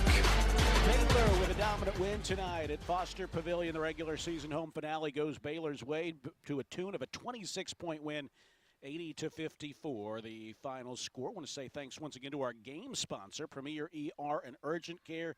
It's the place to go when you're not sure where to go. Open 24/7, just a short walk across campus. No appointment necessary, just walk in. Visit premier.care to learn more. Premier ER and Urgent Care, your around-the-clock care provider of Baylor Athletics. And Lori, if you are ever carrying a bunch of groceries and step in a divot in a parking lot and come down hard on a curb and break your foot, they can take care of you. Just hypothetically, just throwing that out. Hey, that was pretty specific. Maybe there. about 6 years ago, give or take, during the pandemic, that might have happened to someone on this broadcast crew. Well, we appreciate that they took good care of you. They took care of me. Yes, they did in that scenario. Well, 80-54, the final in this one. Let's take a look at the stats in this one. No shocker, they're good for the Bears. Baylor shoots 53% from the field, holds Kansas State to 34% shooting. K-State 6 of 23 beyond the arc, 26%. And, honestly, they banked in a couple late. Baylor really kept them from hitting threes when the game was hanging in the when the game the game wasn't in the balance very often. The Baylor was up by double digits early, then up by double digits again in the second quarter, but they never let Kansas State, who's not a bad three-point shooting team, nearly 35% from beyond the arc on the season, but tonight they couldn't get it going. 6 of 23. K-State shot just 6 free throws, hit 4 of them. Baylor was 7 of 10. Free throws not a big factor tonight. Baylor did turn it over 18 times. Coach Nikki mentioned that. Ball security, an area she wants to improve on as we head to Fort Worth this weekend. They forced 14 Kansas State turnovers, and K-State outscored Baylor off of those miscues 13-11. Bears dominated the glass 43-29. Offensive rebounds were even, 10 apiece. Second chance points not a big factor in this one. Baylor 7, K-State 6. Baylor finished with 22 points from their bench players, 18 by the reserves for Kansas State. Baylor with 20 assists on 30 field goals. Kansas State with 12 on 22.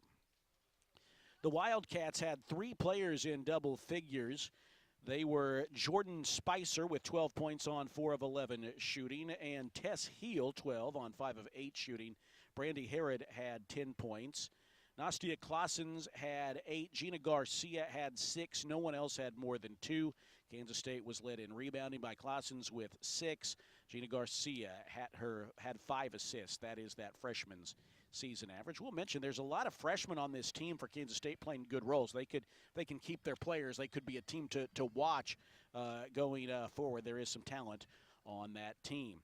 For the Bears, 3 in double figures, led by Talia Scott, 20 points on 6 of 12 shooting, 5 of 9 beyond the arc, 3 of 3 free throws, 3 rebounds, and 2 assists. And then Bella Fauntleroy with a breakout game. She had missed 15 threes in a row since the Cincinnati game, but tonight exploded for 4 of 7 beyond the arc. And as Coach Nikki said, you can see the difference in the offense when she is connecting. It doesn't always have to be explosive. It can just be statistically meaningful. And tonight it was certainly explosive and meaningful for the Bears. Darian Littlepage Buggs, double-double number 42 in her career, number 12 on the season. She's averaging a double-double tonight, 10 points, 11 rebounds for her. After that, 7 apiece for Kirsten Johnson and Yuting Dunn. KJ 7 points on 3 of 4 shooting, 6 rebounds, 3 assists, and 4 of Baylor's 5 blocked shots. Mentioned Dunn had 7 points as well, 1 of 2 from beyond the arc. 9 points for Marqua Johnson. I don't want to skip past that. Marqua off the bench nearly had her second straight double-figure scoring game, but still it was very much her second straight game in which her offense made an impact for the Bears after the true freshman had been quiet in that regard for some time. 4 points for Kaylin Nelms off the bench. Jenna Van Geitenbeek had 5 points, 8 assists for the Bears, extending her season average. It came in at 6.3 tonight, which was good for number 10 in the nation in assists per game. That climbed this evening. As we mentioned, Coach Nikki was able to empty the bench. Kira Pemberton had 2 points for the Bears, and Goryanova, Ella Brow, Kyla Abraham all played. As we mentioned, Kyla Abraham was under the weather very much tonight. It was nice that they only had to play her for 3 minutes this evening. Ella Brow finishes with an assist. Kira Pemberton, as we mentioned, had the 2 points for the Bears, an assist for Inez Goryanova as well. It all adds up to an 80-54 Baylor win. This is the First Central Credit Union post-game show. Everything we do for you, and the rematch, the showdown, the battle for a ring and a banner, and all the things you have in front of you at the beginning of the season is ahead on Sunday. We'll talk about that and wrap things up here from Foster Pavilion after this. Baylor with an 80-54 win tonight on the Baylor Sports Media Network. Bluebonnet Health Services has been caring for Central Texans since 2004. Bluebonnet is locally owned and operated, which allows them the most interaction with patients each and every day, promoting compassionate care and integrity. They provide hands-on attention to their patients through a staff with years of experience. Bluebonnet Health Services provides home health care, supportive care, and hospice. Remember, it's your health, your choice. Ask your doctor for Bluebonnet Health Services. Everything we do for you. Slam dunk benefits at First Central Credit Union. Tip off with free checking that pays cash, less fees, great rates, quick local loans, easy online applications, a free mobile app, secure remote control cards, 24/7 deposits, and more services at our ATMs, and a free new member t-shirt. Join today at firstcentralcu.com. We're your team. Everything we do for you. Eligibility and application requirements apply. Member NCUA. Baylor fans, ready to keep it cool this season? Ice and Easy delivers premium ice lightning fast. From tailgates to restaurants, construction sites, concerts, and races, Ice and Easy has you covered. Game day or work day, keep your drinks cold and your spirits bold. Ice and Easy, we deliver, you chill. Proud supporter of the Baylor Bears. You hear that? That's the sound of Pepsi Zero Sugar, the better tasting, more refreshing Zero Sugar Cola. Listen to that endless pour. Pure refreshment. If it sounds this good, just imagine how it tastes. Oh yeah, so good. Pepsi Zero Sugar. Let your taste decide. You're listening to Baylor Women's Basketball on the Baylor Sports Media Network. Back here at Foster Pavilion, the regular season home schedule is over. Baylor closes it out with a dominant win to improve to 23-6. And it is that time. Hard to believe. The final game of the regular season is here.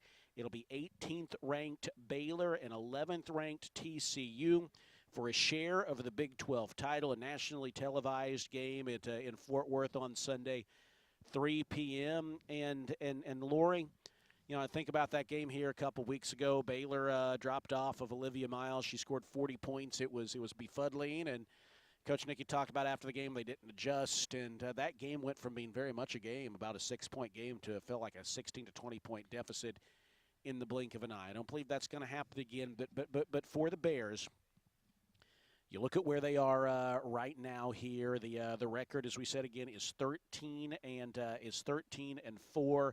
TCU is still in the driver's seat here. West Virginia also is in the driver's seat to maintain at least a share of the Big 12 title. You can't do anything about West Virginia. I believe they have Cincinnati and Houston left. Those are games that they should, or Cincinnati and UCF left. Whatever the case, it's games that they should win. Meanwhile, TCU plays at Cincinnati on Wednesday night. You can't do anything about that game, but you can do something about the one in front of you. And I'll say this: if TCU wins on Wednesday, it'll be for only a share of the Big 12 title. But I tell you what, if you go up there on their floor and keep them from celebrating, and more importantly than that, it's not about keeping them celebrating. It's about getting what you wanted. It's not going to feel like sharing. It's not going to feel like sharing because this team will have won on their floor and took something that they wanted. Well, I think Baylor took care of business. We wouldn't be talking about that game Sunday in Fort Worth if it weren't for Baylor winning the last 2 games at home and having to do it on Saturday night and then turn around less than 48 hours later and play again. But this team came out rip-roaring and ready to go, and they really never let off the gas pedal, and especially that third quarter. Baylor just buried Kansas State at that point. They just they got hot. They got the welcome heat back from Bella Fauntleroy, who found her stroke from outside again, and if that can continue, as Coach Nikki says, even if she's just hits a 1 or 2.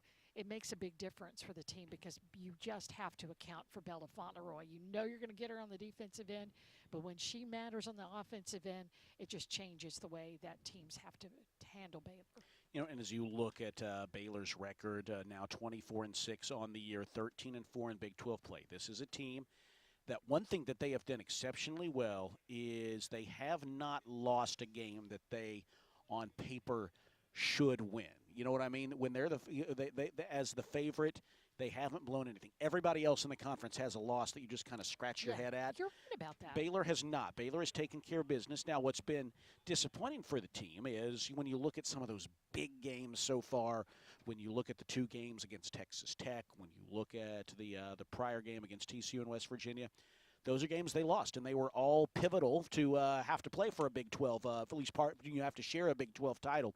Baylor's indeed able to do that, and there's always been something. It was Talia Scott was injured in the first game against Tech, just kind of didn't show up against Tech in the second game. West Virginia's press really got to the Bears. But I think these last couple games, as you've seen a little more action from, Bella Fauntleroy had a big game today. Kirsten Johnson is picking it up again on the scoring end. She's always been there at defensive end, but she's been scoring more. Marqua Johnson, 2 games in a row, has been a scoring threat for the Bears. You didn't have those in those other games, and you're going to need those. That is not guaranteed to have that on Sunday just because you got it done these last 2 games. But I think when you look at those things, there's some reason for encouragement. You see players stepping up. It seems like Dariana Littlepage-Buggs really kind of focused them really well after that loss to Texas State. Texas Tech, and I tell you what. Maybe we'll look at that ugly game up in Lubbock and say, boy, that got their attention in a way that was something meaningful, and we'll see if that's the case or not. But I'm excited to see what this team can do. There does seem to be a determination. We're not just saying that from the sideline. You can kind of see it in the way they've played and the way they talk about it. Now it's just up to them to go up there and do it and remind everyone who Baylor is. As Coach Nikki was talking about, the schedule makers put Baylor and TCU playing the last game of the season. Baylor's done what it needs to do and is in that position for that game to matter. And, when you say 24, what was our record, 24-6? Is that what you said? 24-6. It just, again, it seems like a long season and then it's over. I mean, it just goes so fast and it's shocking. But you only focus on one game at a time, and so you just lose the bigger picture until you say that. That is remarkable. That is remarkable. And, for this team is right where they are supposed to be. And that is Sunday afternoon in Fort Worth, and let the chips fall where they may. Absolutely. Coach Nikki mentioned we hope this isn't the last game here at Foster Pavilion this season. We don't really know what it's going to play out. My guess is if Baylor were to win on Sunday and made a good run in Kansas City. Now we're getting way ahead of ourselves, yes, but way. I think Coach Nikki mentioned that, so I just want to be don't want to let that sit. I think a lot of the consensus seems to be, and this is not me talking to the coaches. This is me talking to other people here. Media Pike. If we've watched this, anything feels like to get there based on where Baylor is, a win against TCU and then a good run probably to the Big 12 championship game would probably